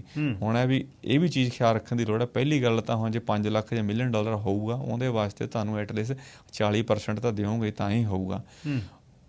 ਕਈ ਵਾਰੀ ਇੱਦਾਂ ਦੀਆਂ ਪਾਲਿਸੀਆਂ ਨੇ 6, 7, 8, 9 ਸਾਲ ਉਹਨਾਂ $0 ਕੈਸ਼ ਵੈਲਿਊ ਹੈ। ਜੇ ਹੁਣ ਤੁਸੀਂ ਹੁਣ ਇੱਦਾਂ ਦੇ ਆਪਾਂ ਹਾਲਾਤ ਦੇਖੇ, ਇੱਕੋ ਦਮ ਸਾਨੂੰ 2 ਸਾਲ ਪਹਿਲਾਂ ਨਹੀਂ ਪਤਾ ਵੀ ਸਾਡੇ ਕਿਸ਼ਤਾਂ ਇੰਨਾ ਵੱਧ ਜਾਣਗੀਆਂ। ਹੁਣ ਉਹਨਾਂ ਦੇ ਆ ਕੇ ਗੱਡੀ ਖੜ੍ਹ ਗਈ ਹੁਣ ਵੀ ਉਹ ਵੀ ਇੰਨੀਆਂ ਕਿਸ਼ਤਾਂ ਨਹੀਂ ਦੇ ਸਕਦੇ, ਉਹ ਸਾਰਾ ਕੁਛ 0 ਵਾਈਪ ਆਊਟ ਹੋ ਸਕਦਾ। ਇਸ ਕਰਕੇ ਜਿਹੜਾ ਮਨੀ ਬੈਕ ਹੈ ਕੈਸ਼ਬੈਕ ਹੈ, ਸਾਰਿਆਂ ਵਾਸਤੇ ਪਾਲਿਸੀਆਂ ਨਹੀਂ ਢੁਕਦੀਆਂ। ਜਿੱਦਾਂ ਆਪਾਂ ਗੱਲ ਕਰਦੇ ਹਾਂ ਵੀ ਇਹ ਨੰਬਰ ਬੜੇ ਵਧੀਆ ਲੱਗ, ਸਾਰਾ ਕੁਝ ਲੱਗਦਾ, ਹਮੇਸ਼ਾ ਜਦੋਂ ਲਾਲਚ ਫਸ ਜਾਂਦੇ ਆ, ਨੰਬਰ ਵੱਲ ਦੇਖਣ ਲੱਗ ਜਾਂਦੇ ਆ ਵੀ ਇੰਨਾ ਪੈਸੇ ਆ ਜਾਣਗੇ। ਇਹ ਪਾਲਿਸੀ 'ਚ ਪੈਸੇ ਇੱਦਾਂ ਨਹੀਂ ਪੈਸੇ ਵਾਪਸ ਆ ਜਾਣਗੇ, ਉਹਦੀਆਂ ਵੀ ਸ਼ਰਤਾਂ ਹੁੰਦੀਆਂ ਨੇ, ਇੰਟਰਸਟ ਲੱਗਦਾ। ਇਸ ਕਰਕੇ ਖਿਆਲ ਰੱਖਣ ਦੀ ਲੋੜ ਹੈ ਵੀ ਕਿਹੜੀ ਪਾਲਿਸੀ ਹੈ ਵਾਕਿਆ ਹੀ ਤੁਸੀਂ ਜਿੱਦਾਂ ਗਰੋ ਹੋ ਜਾਂਦੇ ਪਾਲਿਸੀ ਤੁਹਾਡੇ ਨਾਲ ਗਰੋ ਹੋਵੇ। ਇਹ ਨਾ ਹੋਵੇ ਤੁਸੀਂ ਜਦੋਂ ਸੋਚੋ ਵੀ ਕਿਸ਼ਤਾਂ ਮੁੱਕ ਜਾਣਗੀਆਂ, ਉਹ ਮੁੱਕਣ ਨਾ, ਜਾਂ ਪੈਸੇ ਕਢਾਓਗੇ ਤਾਂ ਤੁਹਾਡੀ ਲਾਈਫ ਇੰਸ਼ੋਰੈਂਸ 'ਚ ਉਨੀ ਉਹ ਘੱਟ ਜਾਣੀ, ਇੱਕ ਕਿਸ਼ਤ ਹੋਰ ਸ਼ੁਰੂ ਹੋ ਜਾਣੀ। ਜੇ ਹੁਣ ਅਸੀਂ 65 ਦੇ ਹੋ ਗਏ, ਸੋਚੀਏ ਵੀ ਹੁਣ 5 ਲੱਖ ਹੈ ਕਢਾ ਲਈਏ ਵਿੱਚੋਂ, ਪਰ ਉਦੋਂ ਸਾਨੂੰ ਜਿਹੜੇ ਪੈਸੇ ਕਢਾਏ ਨੇ ਉਹਦੀਆਂ ਕਿਸ਼ਤਾਂ ਵੀ ਨਾਲ ਦੇਣੀਆਂ ਪੈਣੀਆਂ, ਇੰਟਰਸਟ ਦੇਣਾ ਪੈਣਾ। ਇਹ ਚੀਜ਼ਾਂ ਖਿਆਲ ਰੱਖਣ ਦੀ ਲੋੜ ਹੈ ਜੀ। ਆਖਰੀ ਕੋਈ ਸੁਨੇਹਾ ਜੀ ਤੇ ਫੋਨ ਨੰਬਰ? ਹਾਂਜੀ ਬਿਲਕੁਲ, ਜੇ ਕਿਸੇ ਦਾ ਕੋਈ ਵੀ ਵਿਚਾਰ ਆ, RESP ਹੋ ਗਈ, ਸੁਪਰ ਵੀਜ਼ਾ ਹੋ ਗਿਆ, ਜੇ ਕੋਈ ਵੀ ਤੁਹਾਡੀ ਜੇ ਵਰਕ ਪਰਮਿਟ 'ਤੇ ਹੋ, ਤੁਸੀਂ ਸੋਚ ਰਹੇ ਇੰਸ਼ੋਰੈਂਸ ਲੈਣ ਬਾਰੇ ਜਾਂ ਇਨਵੈਸਟਮੈਂਟ ਦੀ ਆਪਾਂ ਗੱਲ ਕਰਦੇ ਹਾਂ, ਜ਼ਰੂਰ ਸੋਚੋ ਇਨਵੈਸਟਮੈਂਟ ਬਾਰੇ, ਕਿਉਂਕਿ RRSP TFS ਤੁਹਾਡੇ ਵਾਸਤੇ ਕੰਮ ਕਰਨਾ ਚਾਹੀਦਾ ਤੁਹਾਡੇ ਹਿਸਾਬ ਦੇ ਨਾਲ। ਵੀ ਇਹ ਨਾ ਹੋਵੇ ਅਸੀਂ ਦੇਖੀਏ ਜਦੋਂ ਸਾਡੀ ਰਿਟਾਇਰਮੈਂਟ ਹੋਵਾਂਗੇ ਉਦੋਂ ਹੀ ਦੇਖਾਂਗੇ, ਪਰ ਨਾਲ ਦੀ ਨਾਲ ਟਾਪ ਉਸ 'ਤੇ ਰਹੋ। ਬਾਕੀ ਕੋਈ ਵੀ ਤੁਹਾਡੀ ਜਿਹੜੀ ਇਨਵੈਸਟਮੈਂਟ ਪਰਫੋਰਮ ਵਧੀਆ ਨਹੀਂ ਕਰ ਰਹੀ, ਤੁਸੀਂ ਥਿੰਕ ਇੰਸ਼ੋਰੈਂਸ ਕੰਟੈਕਟ ਕਰ ਸਕਦੇ ਹੋ। ਬਾਕੀ ਤੁਹਾਡਾ ਕੋਈ ਵੀ ਸੁਝਾਅ ਹੈ, ਕੁਐਸਚਨ ਨੇ 604 828 7213। ਥਿੰਕ ਇੰਸ਼ੋਰੈਂਸ ਅਸੀਂ 3 ਸੂਬਿਆਂ 'ਚ ਕੰਮ ਕਰਦੇ ਹਾਂ ਜੀ, ਅੰਟਾਰੀਓ, BC ਤੇ ਅਲਬਰਟਾ 'ਚ। ਕਿਤੇ ਵੀ ਬੈਠੇ ਹੋ ਤੁਸੀਂ, ਆਈਲੈਂਡ 'ਤੇ ਹੋ ਜਾਂ ਓਕਨਾਗਨ ਬਾਗਾਂ 'ਚ ਬੈਠੇ ਹੋ, ਸਾਨੂੰ ਤੁਸੀਂ ਕੰਟੈਕਟ ਕਰ ਸਕਦੇ ਹੋ। 600 ਇਜ਼ਰਾਈਲ ਅਤੇ ਹਮਾਸ ਦੀ ਡੀਲ ਜਿਹੜੀ ਜੀ, ਉਹ ਜਿਹੜੇ ਬੰਧਕ ਬਣਾਏ ਹੋਏ ਸੀ ਉਹਨਾਂ ਨੂੰ ਛੱਡਣ ਦੀ ਗੱਲ ਚੱਲ ਰਹੀ ਹੈ, ਸ਼ੁਰੂਆਤ ਹੋ ਗਈ ਹੈ। ਅਤੇ 10 ਥਾਈਲੈਂਡ ਦੇ, 1 ਫਿਲੀਪੀਨੋ ਅਤੇ ਨਾਲ ਕੁਝ ਇਜ਼ਰਾਈਲੀ ਜਿਹੜੇ ਨੇ ਹਮਾਸ ਨੇ ਛੱਡੇ ਨੇ। 39 ਦੇ ਕਰੀਬ 33 ਦੇ ਕਰੀਬ ਫਲਸਤੀਨੀ ਜਿਹੜੇ ਨੇ ਵੈਸਟ ਬੈਂਕ ਦੀ ਜੇਲ੍ਹ ਦੇ ਵਿੱਚੋਂ ਰਿਹਾ ਹੋਏ ਨੇ। ਵੱਡੇ ਜਲੂਸ ਦੀ ਸ਼ਕਲ ਦੇ ਵਿੱਚ ਉਹਨਾਂ ਨੂੰ ਰਿਹਾ ਕਰਾ ਕੇ ਉਹ ਲੈ ਕੇ ਗਏ ਨੇ। ਹਮਾਸ ਇਸ ਨੂੰ ਆਪਣੀ ਜਿੱਤ ਸਮਝਦਾ ਕਿ ਸਾਨੂੰ ਬਹੁਤ ਵੱਡੀ ਤਾਕਤ ਅਤੇ ਉਹਨਾਂ ਦੇ ਕੋਲੋਂ ਜੇਲ੍ਹ ਦੇ ਵਿੱਚੋਂ ਬੰਦੇ ਛਡਾਉਣੇ, ਉਹ ਵੀ। ਅਤੇ 150 ਦੇ ਕਰੀਬ ਫਲਸਤੀਨੀ ਛੱਡਣੇ ਨੇ 4 ਦਿਨਾਂ 'ਚ, ਅਤੇ ਉਹਨਾਂ ਨੇ ਨਾਲ ਨਾਲ ਇਜ਼ਰਾਈਲੀ ਛੱਡਣੇ ਨੇ। ਚਲੋ, ਜਿਨ੍ਹਾਂ ਲਈ ਅਰਦਾਸਾਂ ਉਹਨਾਂ ਦੇ ਪਰਿਵਾਰ ਦੇ ਜੀਅ ਕਰ ਰਹੇ ਸੀ, ਮੋਮਬੱਤੀਆਂ ਬਾਲ ਕੇ ਬੈਠੇ ਸੀ, ਉਹ ਘਰਾਂ ਨੂੰ ਆਉਣੇ ਚਾਹੀਦੇ ਆ। ਅਤੇ ਦੂਸਰੇ ਬੰਨੇ ਜਿਹੜਾ ਗਾਜ਼ਾ ਦੇ ਵਿੱਚ 13,000 ਤੋਂ ਉੱਪਰ ਫਲਸਤੀਨੀ ਮਰਦ, ਇਸਤਰੀਆਂ, ਬੱਚੇ, ਬਜ਼ੁਰਗ ਉਹ ਮਾਰੇ ਜਾ ਚੁੱਕੇ ਨੇ। ਬੰਬਾਰਡਮੈਂਟ 4 ਦਿਨ ਰੁਕਣੀ ਹੈ। ਮੈਨੂੰ ਲੱਗਦਾ ਜਦ ਤਬਾਦਲਾ ਹੋ ਗਿਆ ਉਹਦੇ ਬਾਅਦ ਫੇਰ ਇੱਕ ਵਾਰ ਤਲਖੀ ਹੋਏਗੀ। ਪਰ ਕਤਰ ਨੇ ਬੜਾ ਇਹ 'ਚ ਕੰਮ ਕੀਤਾ, ਕਤਰ ਨੇ, ਮਿਸਰ ਨੇ ਅਤੇ ਅਮਰੀਕਾ ਨੇ ਰਲ ਕੇ। ਸੁਖ ਸਵੀਲੀ ਰਹਿਣੀ ਚਾਹੀਦੀ ਹੈ, ਸ਼ਾਂਤੀ ਰਹਿਣੀ ਚਾਹੀਦੀ ਹੈ, ਬਹੁਤ ਜ਼ਰੂਰੀ ਹੈ। ਅਤੇ ਸਭ ਦੇ ਹੱਕ ਜਿਹੜੇ ਨੇ ਉਹ ਮਿਲਣੇ ਚਾਹੀਦੇ ਨੇ। ਧਰਤ ਹੈ ਜਿਹੜੀ, ਇਹ ਇੱਥੇ ਹੀ ਰਹਿਣੀ ਹੈ, ਬੰਦੇ ਹੋ ਤੁਰ ਜਾਂਦੇ ਨੇ। ਧਰਤੀ ਦੇ ਟੁਕੜਿਆਂ ਪਿੱਛੇ ਜਾਨਾਂ ਜਾ ਰਹੀਆਂ ਨੇ, ਇਹ ਦੁੱਖ ਦੀ ਕਹਾਣੀ ਹੈ। ਸਾਰਿਆਂ ਨੇ ਰਹਿਣਾ, ਇਹ ਧਰਤੀ ਕਿਸੇ ਦੀ ਨਹੀਂ ਹੈ, ਇਹ ਸਾਰਿਆਂ ਦੀ ਮਾਂ ਹੈ। ਅਤੇ ਇਨਸਾਨ ਨੇ ਇਹਦੇ 'ਤੇ ਲੀਕਾਂ ਵਾਹੀਆਂ ਹੋਈਆਂ ਨੇ ਅਤੇ ਉਹਦੇ ਲਈ ਲੜ ਰਹੇ ਨੇ। ਟ੍ਰਿਲੀਅਨਸ ਆਫ ਡਾਲਰ ਦੇ, ਖਰਬਾਂ ਡਾਲਰਾਂ ਦੇ ਹਥਿਆਰ ਬਣ ਰਹੇ ਨੇ, ਵਿਕ ਰਹੇ ਨੇ। ਸਿਰਫ ਉਹ ਧਰਤੀ 'ਤੇ ਲੀਕ ਜਿਹੜੀ ਬਾਈ ਹੈ ਉਸ ਨੂੰ ਜਿਹੜਾ ਹੈ ਪ੍ਰੋਟੈਕਟ ਕਰਨ ਲਈ। ਜਿਸ ਤਰ੍ਹਾਂ ਪਹਿਲਾਂ ਤੁਹਾਨੂੰ ਦੱਸਿਆ ਸੀ, ਮੇਰੇ ਨਾਲ ਮਹਿਮਾਨ ਨੇ BC ਕੰਜ਼ਰਵੇਟਿਵ ਪਾਰਟੀ ਦੇ ਲੀਡਰ MLA ਜੌਨ ਰਸਟਡ। ਉਹਨਾਂ ਨਾਲ ਗੱਲਬਾਤ ਕਰਦੇ ਹਾਂ। ਇੱਕ ਸ਼ੋਅ ਉਹਨਾਂ ਨਾਲ ਕੀਤਾ ਸੀ, ਉਹਨਾਂ ਦੀ ਪੋਲੀਟੀਕਲ ਵਿਲ ਕੀ ਹੈ, ਆਈਡੀਓਲੋਜੀ ਕੀ ਹੈ, BC ਨੂੰ ਉਹ ਕੀ ਕਰਨਾ ਚਾਹੁੰਦੇ ਨੇ, BC ਨੂੰ in which direction he wants to take British Columbia. ਅੱਜ ਜਿਹੜੀ ਉਹਨਾਂ ਨਾਲ ਮੈਂ ਗੱਲ ਕਰਨੀ ਆ, health care crisis, carbon tax ਕੀ ਹੈ, ਇਨਫਰਾਸਟਰਕਚਰ ਦਾ ਇੱਕ ਵੱਡਾ ਇਸ਼ੂ ਹੈ ਜਿਹੜਾ ਉਹਨਾਂ ਨਾਲ ਆਉਣ ਵਾਲੇ ਦਿਨਾਂ 'ਚ ਕਰਾਂਗਾ। ਪਰ ਅੱਜ ਉਹਨਾਂ ਨਾਲ ਕਾਰਬਨ ਟੈਕਸ 'ਤੇ BC ਦੇ ਵਿੱਚ ਹੈਲਥ ਕੇਅਰ ਦੀ ਕੀ ਸਿਚੁਏਸ਼ਨ ਹੈ, ਕਿਉਂਕਿ ਉਹ ਅਕਰੋਸ ਦਾ ਪ੍ਰੋਵਿੰਸ ਟਰੈਵਲ ਕਰਦੇ ਨੇ, ਉਹਨਾਂ ਨੂੰ ਪਤਾ। ਮਿਸਟਰ ਰਸਟਡ, welcome to show. Good morning. Good morning. Thanks once again for having me on your show. Thank you so much. How was your trip going in the province? Coast to coast, you are going every part. Well, it's pretty busy, of course, these days. With the legislature still sitting, that's taking up a fair bit of time. But we're traveling around the province and rolling out a number of candidates that are going to be in place for the next election. So, things are moving along nicely for the Conservative Party.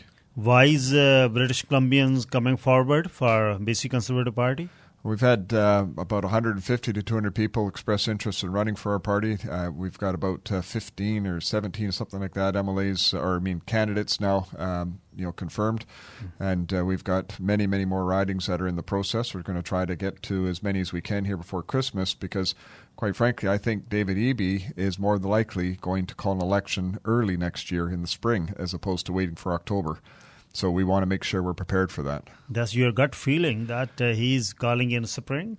Well, it's, he's had, they're pushing through a lot of legislation, ramming it through the legislature. A lot of it doesn't have start dates until May, which means it would come after an election in terms of what they're doing. So it's lots of promises, not necessarily actual action. They've got a number of their MLAs that have announced now that they're not running again. And so I suspect strongly that they're putting things in place for a spring election. Politicians can't smell.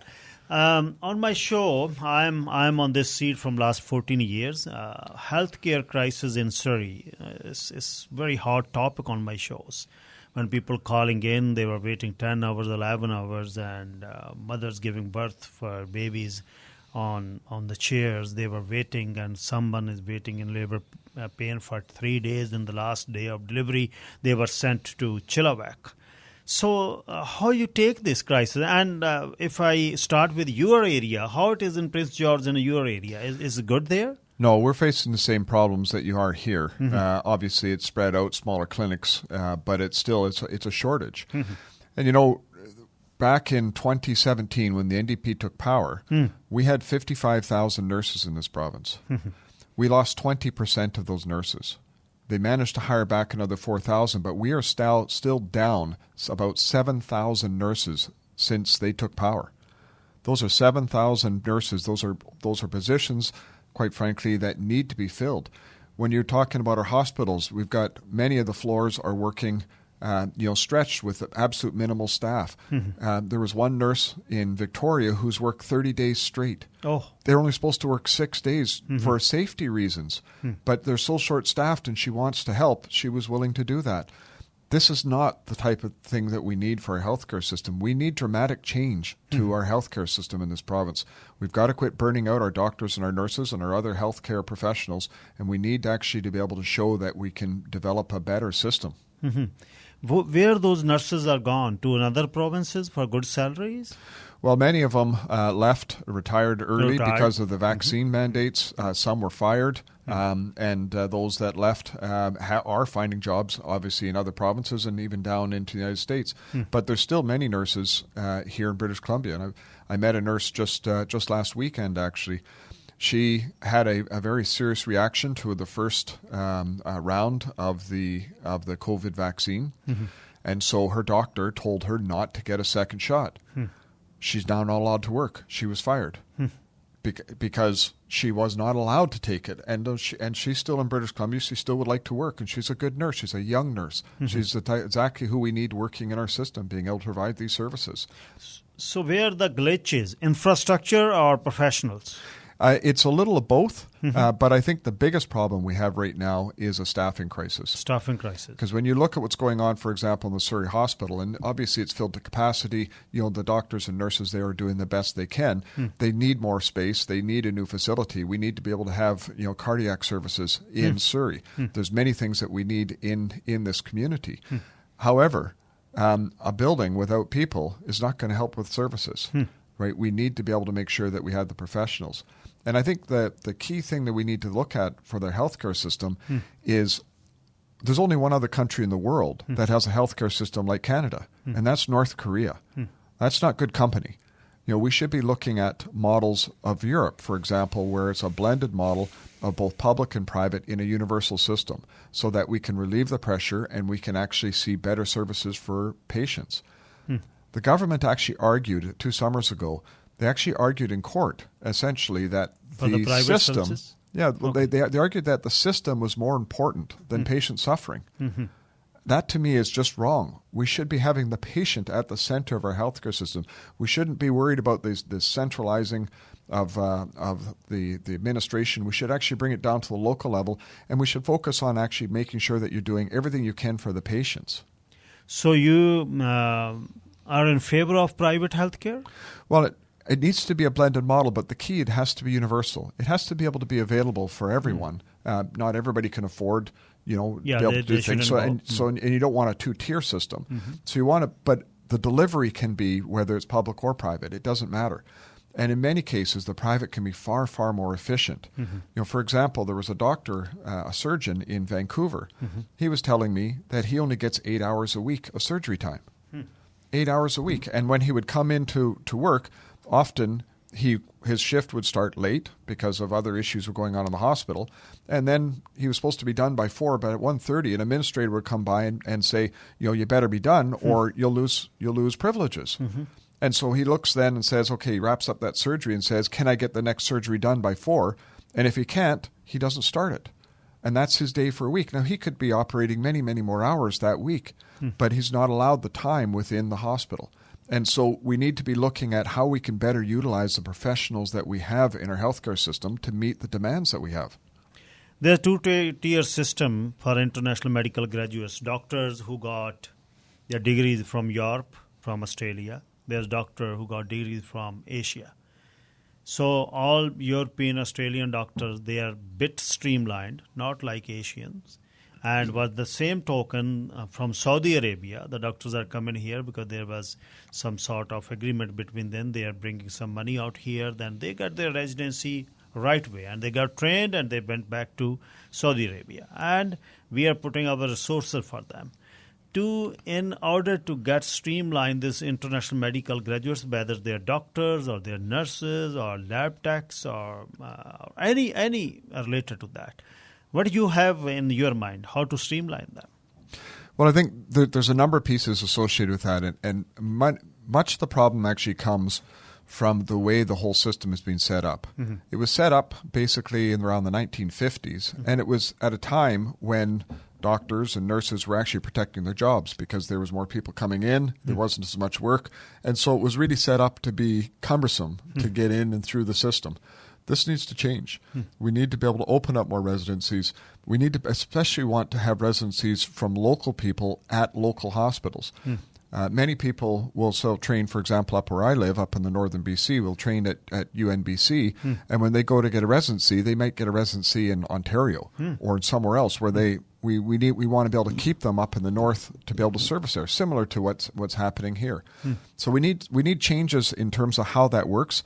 We need to be able to remove those restrictions, particularly for the trained doctors that are coming into this country, and then we want to get them into the system early. But also for the ones that we're training in our province, we want to make sure they stay here and they have those opportunities to be able to get through the system here in British Columbia. The professional bodies who take care about these doctors, engineers, or anyone, so just like College of Physician and Surgeon, but government can do to work with them. They are their own organization. They have own discipline. They have their own ranking. Government can intervene with them. Well, government can. They can overrule the colleges. However, I'm not really a big fan of an authoritarian government, and we're seeing that a lot with the NDP, and particularly what they're doing with housing and other things. Surrey policing is a prime example of that. But so we need to be able to work with them for them to be able to actually open the door and not be the gatekeepers and allow for this better influx of these professionals that we need. Because you're right, it's not just in healthcare. It's in many of the professions, even things like truck driving. Many of the contractors will tell you they can't find drivers for the projects. It's right across the sector that we need to be able to make sure that we have skilled people coming in. So I wonder about immigration in many ways in that, should British Columbia actually follow the route of Quebec and take over our own immigration issues as opposed to dealing with what comes in from Canada, because we have very specific needs here in the province, and we need to be able to meet those as a provincial government. So I don't know whether it's something that could work, but it's certainly something that we need to look at to make sure that we can get the professionals we need in this province to fill the jobs. Infrastructure to get more healthcare facilities. Now, NDP and Liberals, they were fighting each other. They took their place, they sell it, and to the developers, now we are moving. We couldn't find it. So now the groundbreaking ceremony, if in this year, there will be, if election is coming next year. So that hospital won't be built till 2028. Well, in 4 or 5 years, how we will survive in Surrey? There are 1 million people living in Surrey. And I would be surprised if they meet the target of 2028. I wouldn't be surprised if it's 2030 or beyond, given the record and the way that this government is approaching things. But you're right. I mean, the biggest thing we need to do here is to make sure that we have the staff that we need for the immediate needs so that we can provide the best service we can while we're building a new facility in there. But the new facility also has to have that range. I mean, I just think it's unacceptable that everybody has to go north of the Fraser to be able to get some of those specialized services. Surrey is the fastest growing community in the province. It's going to be the largest community in the province. It deserves to be able to have those kinds of facilities here in the community. Next issue, the carbon tax. There's lots going in Ottawa. Prime Minister Trudeau gives some relaxation for Atlantic Canada heating oil, which is rarely used in this side. And all other premiers are fighting. Mr. Poilievre put a bill 234 that there should be a waiver for everyone in Canada. So how you take this carbon tax and how much British Columbians are paying in carbon tax and how much money is sitting in there? Do you have some idea? So for this fiscal year, British Columbians are going to pay $2.8 billion. In 1 year? In 1 year for the carbon tax. In 1 year. In addition to that, they will pay an additional 12 cents a litre for the low carbon emission standards, fuel emission standards. So $2.8 billion per year? $2.8 billion plus 12 cents a litre on everything that they buy. And so that's just this year, and that's going to go up by, probably somewhere around $500,000 or $500 million to $700 million every year until 2030. It's a very, very large number in the impact of the carbon tax. And so British Columbians, half the people in this province are struggling to put food on the table. Yes. There should not be a decision as to whether you should fill up your tank so that you can drive to work or put food on the table. This is just wrong. We need actually to be putting people first. And when you really think about it, does anybody truly believe that taxing people into poverty is going to change the weather? I mean, this is crazy what we're doing. We need actually to just get rid of the carbon tax entirely. We're going to return that money to British Columbians so that they can actually have some, a little bit of a relief and hopefully, be able to drive down some prices for them. And that funds, where government is using that fund, $2.8 billion, where it is coming back in communities and what? About 70-80% of that money is going directly into general revenue.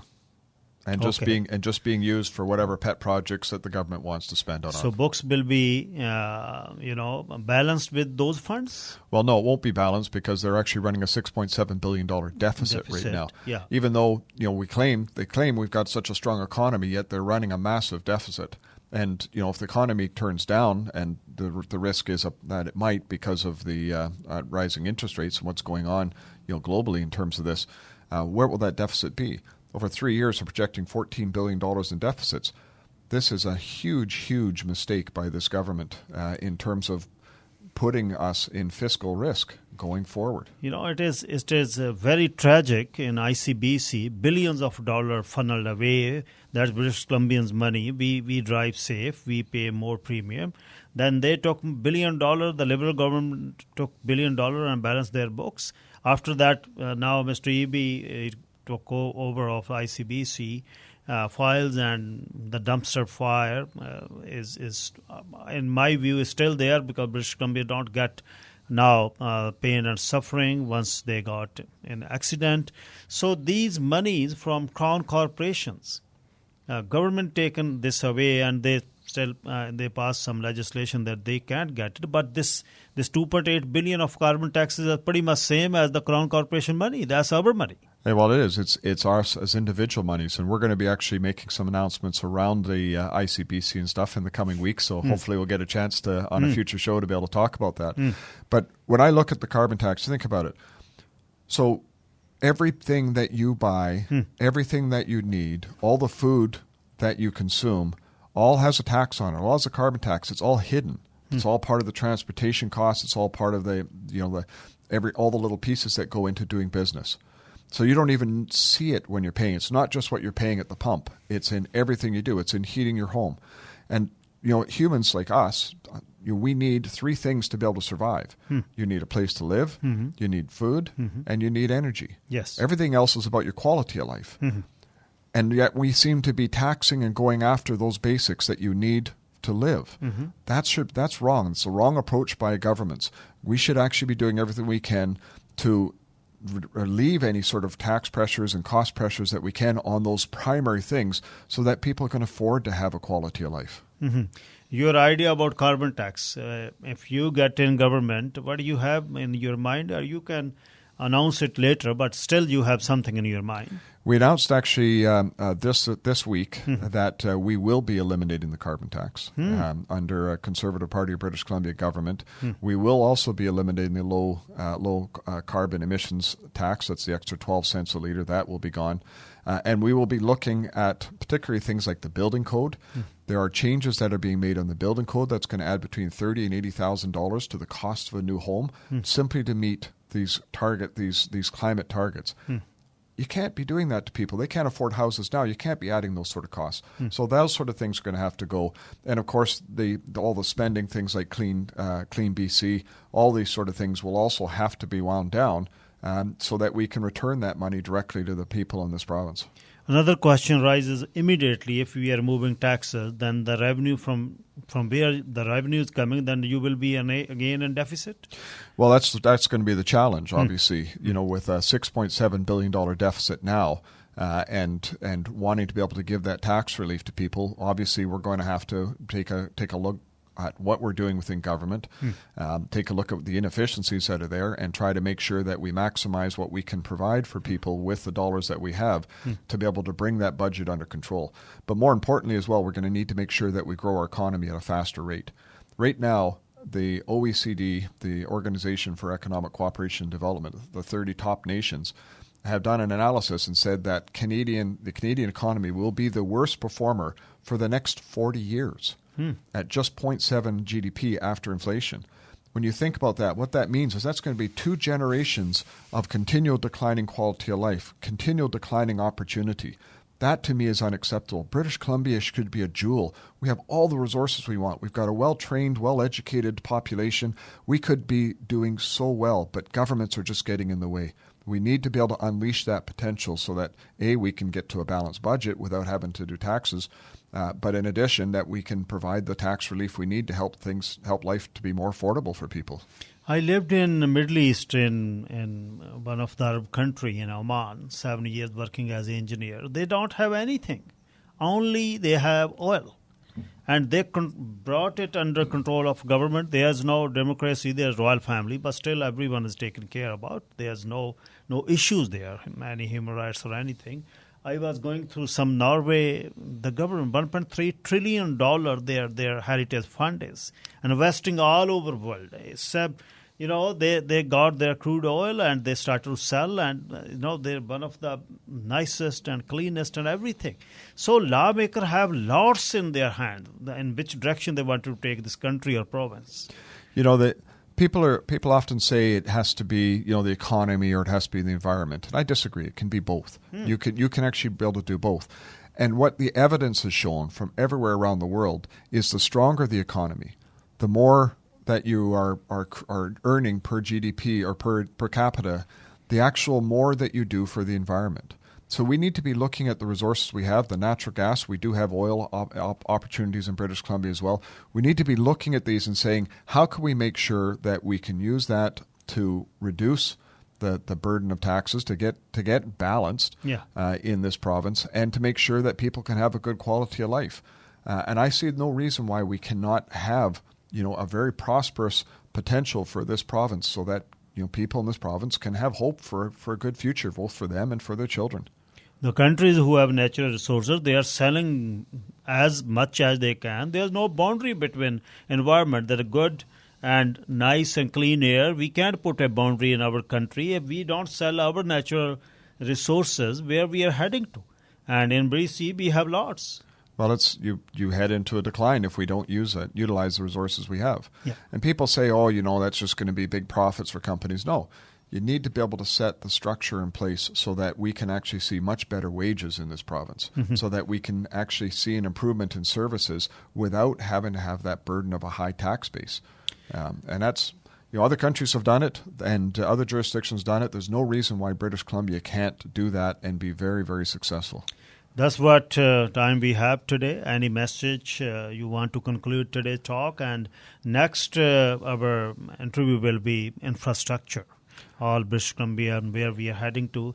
Anything you would like to say in closing? Well, first of all, thanks again for having me on and an opportunity to talk. As we get closer to the election, obviously we're going to be rolling out much, much more policy as we go and putting our candidates in place. But I guess the one last message I would leave for your listeners is, British Columbia can be a great place to be. We just need to be able to work in that direction. So many youth that I hear today, and even seniors that I hear today, they're pessimistic about the future. They struggle just to be able to put food on the table. They can't even afford their rent. That's not the province that I want to see, and that's not the province that we should have. We should have a province where people can feel good about where they live. They can feel proud about where they live, both from an environmental perspective, but also from an affordability perspective because of the quality of life that we can provide. Mr. Rustad, thank you for your time. Thank you for having me on today. Thank you. BC Conservative Party ਦੇ leader MLA John Rustad ਗੱਲਬਾਤ ਕਰ ਰਹੇ ਸੀ। ਅਗਲੇ ਵਿਸ਼ੇ ਵੇਲੇ infrastructure ਦੀ ਗੱਲਬਾਤ ਹੋਏਗੀ ਜਦੋਂ ਅਗਲੀ ਵਾਰ ਆਉਣਗੇ। BC ਯੂਨਾਈਟਿਡ ਦੀ ਨੋਮੀਨੇਸ਼ਨ ਕਲੋਨੇ 'ਚ ਹੋ ਰਹੀ ਹੈ ਇਸ ਵੀਕਐਂਡ 'ਤੇ ਇੱਕ ਰਾਈਡਿੰਗ ਜਿਹਦੇ ਵਿੱਚ ਨਵੀ ਬੋਪਾ ਰਾਏ ਗਿੱਲ ਕੁੜੀ ਜਿਹੜੀ ਆਪਣੇ ਪ੍ਰੋਗਰਾਮ 'ਚ ਆਈ ਸੀ, ਜਿਹੜੇ ਕਰਮਾ ਫਰੂਟ ਸੋਡਾ ਬਣਾਉਂਦੇ ਨੇ, ਕਰਮਾ ਗਿੱਲ ਉਹਨਾਂ ਦੀ ਡਾਟਰ ਹੈ ਉਹ। ਅਤੇ ਇਸ ਨੋਮੀਨੇਸ਼ਨ ਦੇ ਵਿੱਚ ਕਮਿਊਨਿਟੀ ਬਹੁਤ ਮਿਹਨਤ ਕਰ ਰਹੀ ਹੈ। ਨਵੀ ਦਾ ਪਤਾ ਲੱਗਿਆ ਫੋਨ ਕਰਕੇ ਵੀ ਹੱਥ ਉੱਪਰ ਹੈ ਅਤੇ ਇਸ ਵੀਕਐਂਡ 'ਤੇ ਵੋਟਾਂ ਪਾਉਣੀਆਂ। ਜਿਹੜੇ ਵੀ ਮੈਂਬਰ ਬਣੇ ਨੇ ਵੋਟਾਂ ਜ਼ਰੂਰ ਪਾਉਣ ਜਾਇਓ। ਕਈ ਵਾਰ ਵੋਟਾਂ ਬਣਾ ਕੇ ਬੰਦੇ ਗਿਣ ਕੇ ਬਹਿ ਜਾਂਦੇ ਆ, ਪਰ ਤੁਸੀਂ ਵੋਟਾਂ ਨਹੀਂ ਪਾਉਣ ਜਾਂਦੇ। ਸੋ ਇਹ ਨੌਜਵਾਨ ਸਾਡੇ ਬੱਚੇ ਅੱਗੇ ਆਉਣੇ ਚਾਹੀਦੇ ਹੈ, ਜਿਨ੍ਹਾਂ ਨੇ ਮਿਹਨਤਾਂ ਕਰਨੀਆਂ, ਆਪਣੀ ਕਮਿਊਨਿਟੀ ਦਾ ਨਾਂ ਅੱਗੇ ਲੈ ਕੇ ਜਾਣਾ। ਸੋ ਨਵੀ ਬੋਪਾ ਰਾਏ ਇਹਦੇ ਵਿੱਚ ਕੁੜੀ ਜਿਹੜੀ ਹੈ ਨਵੀ ਬੋਪਾ ਰਾਏ ਗਿੱਲ, ਇਹਦੇ ਨੋਮੀਨੇਸ਼ਨ ਇਸ ਵੀਕਐਂਡ 'ਤੇ ਹੋ ਰਹੀ ਹੈ। ਪੀਲ ਫਾਈਨੈਂਸ਼ੀਅਲ ਦੇ ਕੁਲਦੀਪ ਸਿੰਘ ਗਿੱਲ, ਗੁਰਜੋਤ ਸਿੰਘ ਗਿੱਲ, ਰੂਮੀ ਟਰੱਕ ਟ੍ਰੇਲਰ ਡੰਪ ਟਰੱਕ ਤੁਸੀਂ ਲੈਣਾ ਤਾਂ 604 503 6969 ਪੀਲ ਫਾਈਨੈਂਸ਼ੀਅਲ ਨੂੰ ਯਾਦ ਰੱਖਿਓ। ਕੋਲ ਟਰੱਕ ਟ੍ਰੇਲਰ ਵਿਕਣ ਵੀ ਆਏ ਹੋਏ ਨੇ, ਜੇ ਕੋਈ ਰਿਪੇਅਰ ਲਈ ਵੱਡੀ ਜੋਬ ਆ ਤਾਂ ਵੀ 604 503 6969। ਪਿਓਰ ਲਾਈਫ ਫਿਜ਼ੀਓਥੈਰੇਪੀ, ਜਿੱਥੇ ਤੁਸੀਂ ਆਪਣੇ ਦਰਦਾਂ ਦਾ ਲਈ ਇਲਾਜ ਕਰਾ ਸਕਦੇ ਹੋ। ਕੁਝ ਵੀ ਤੁਹਾਡਾ ਦੁਖਦਾ ਹੈ ਤਾਂ ਉਹਦੇ ਲਈ ਹੱਡ ਗੋਡੇ ਮੋਢੇ, ਤਾਂ ਉਹਦੇ ਫਿਜ਼ੀਓਥੈਰੇਪਿਸਟ ਅਤੇ ਐਕੂਪੰਕਚਰਿਸਟ, ਕੰਸੀਓਲੋਜਿਸਟ 604 778 565 9190 ਪਿਓਰ ਲਾਈਫ ਫਿਜ਼ੀਓਥੈਰੇਪੀ.ca। A1 gutters 604 724 54 93 604 721 0372। A1 gutters residential ਅਤੇ ਕਮਰਸ਼ੀਅਲ ਦੇ ਵਿੱਚ ਵੱਡਾ ਨਾਂ ਹੈ।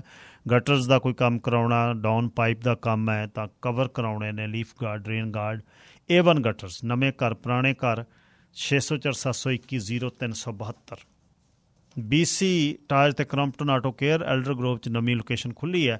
604 856 41 31 31 31 276 street. Levelling kit, lift kit ਲਈ ਵੱਡਾ ਨਾਂ ਹੈ।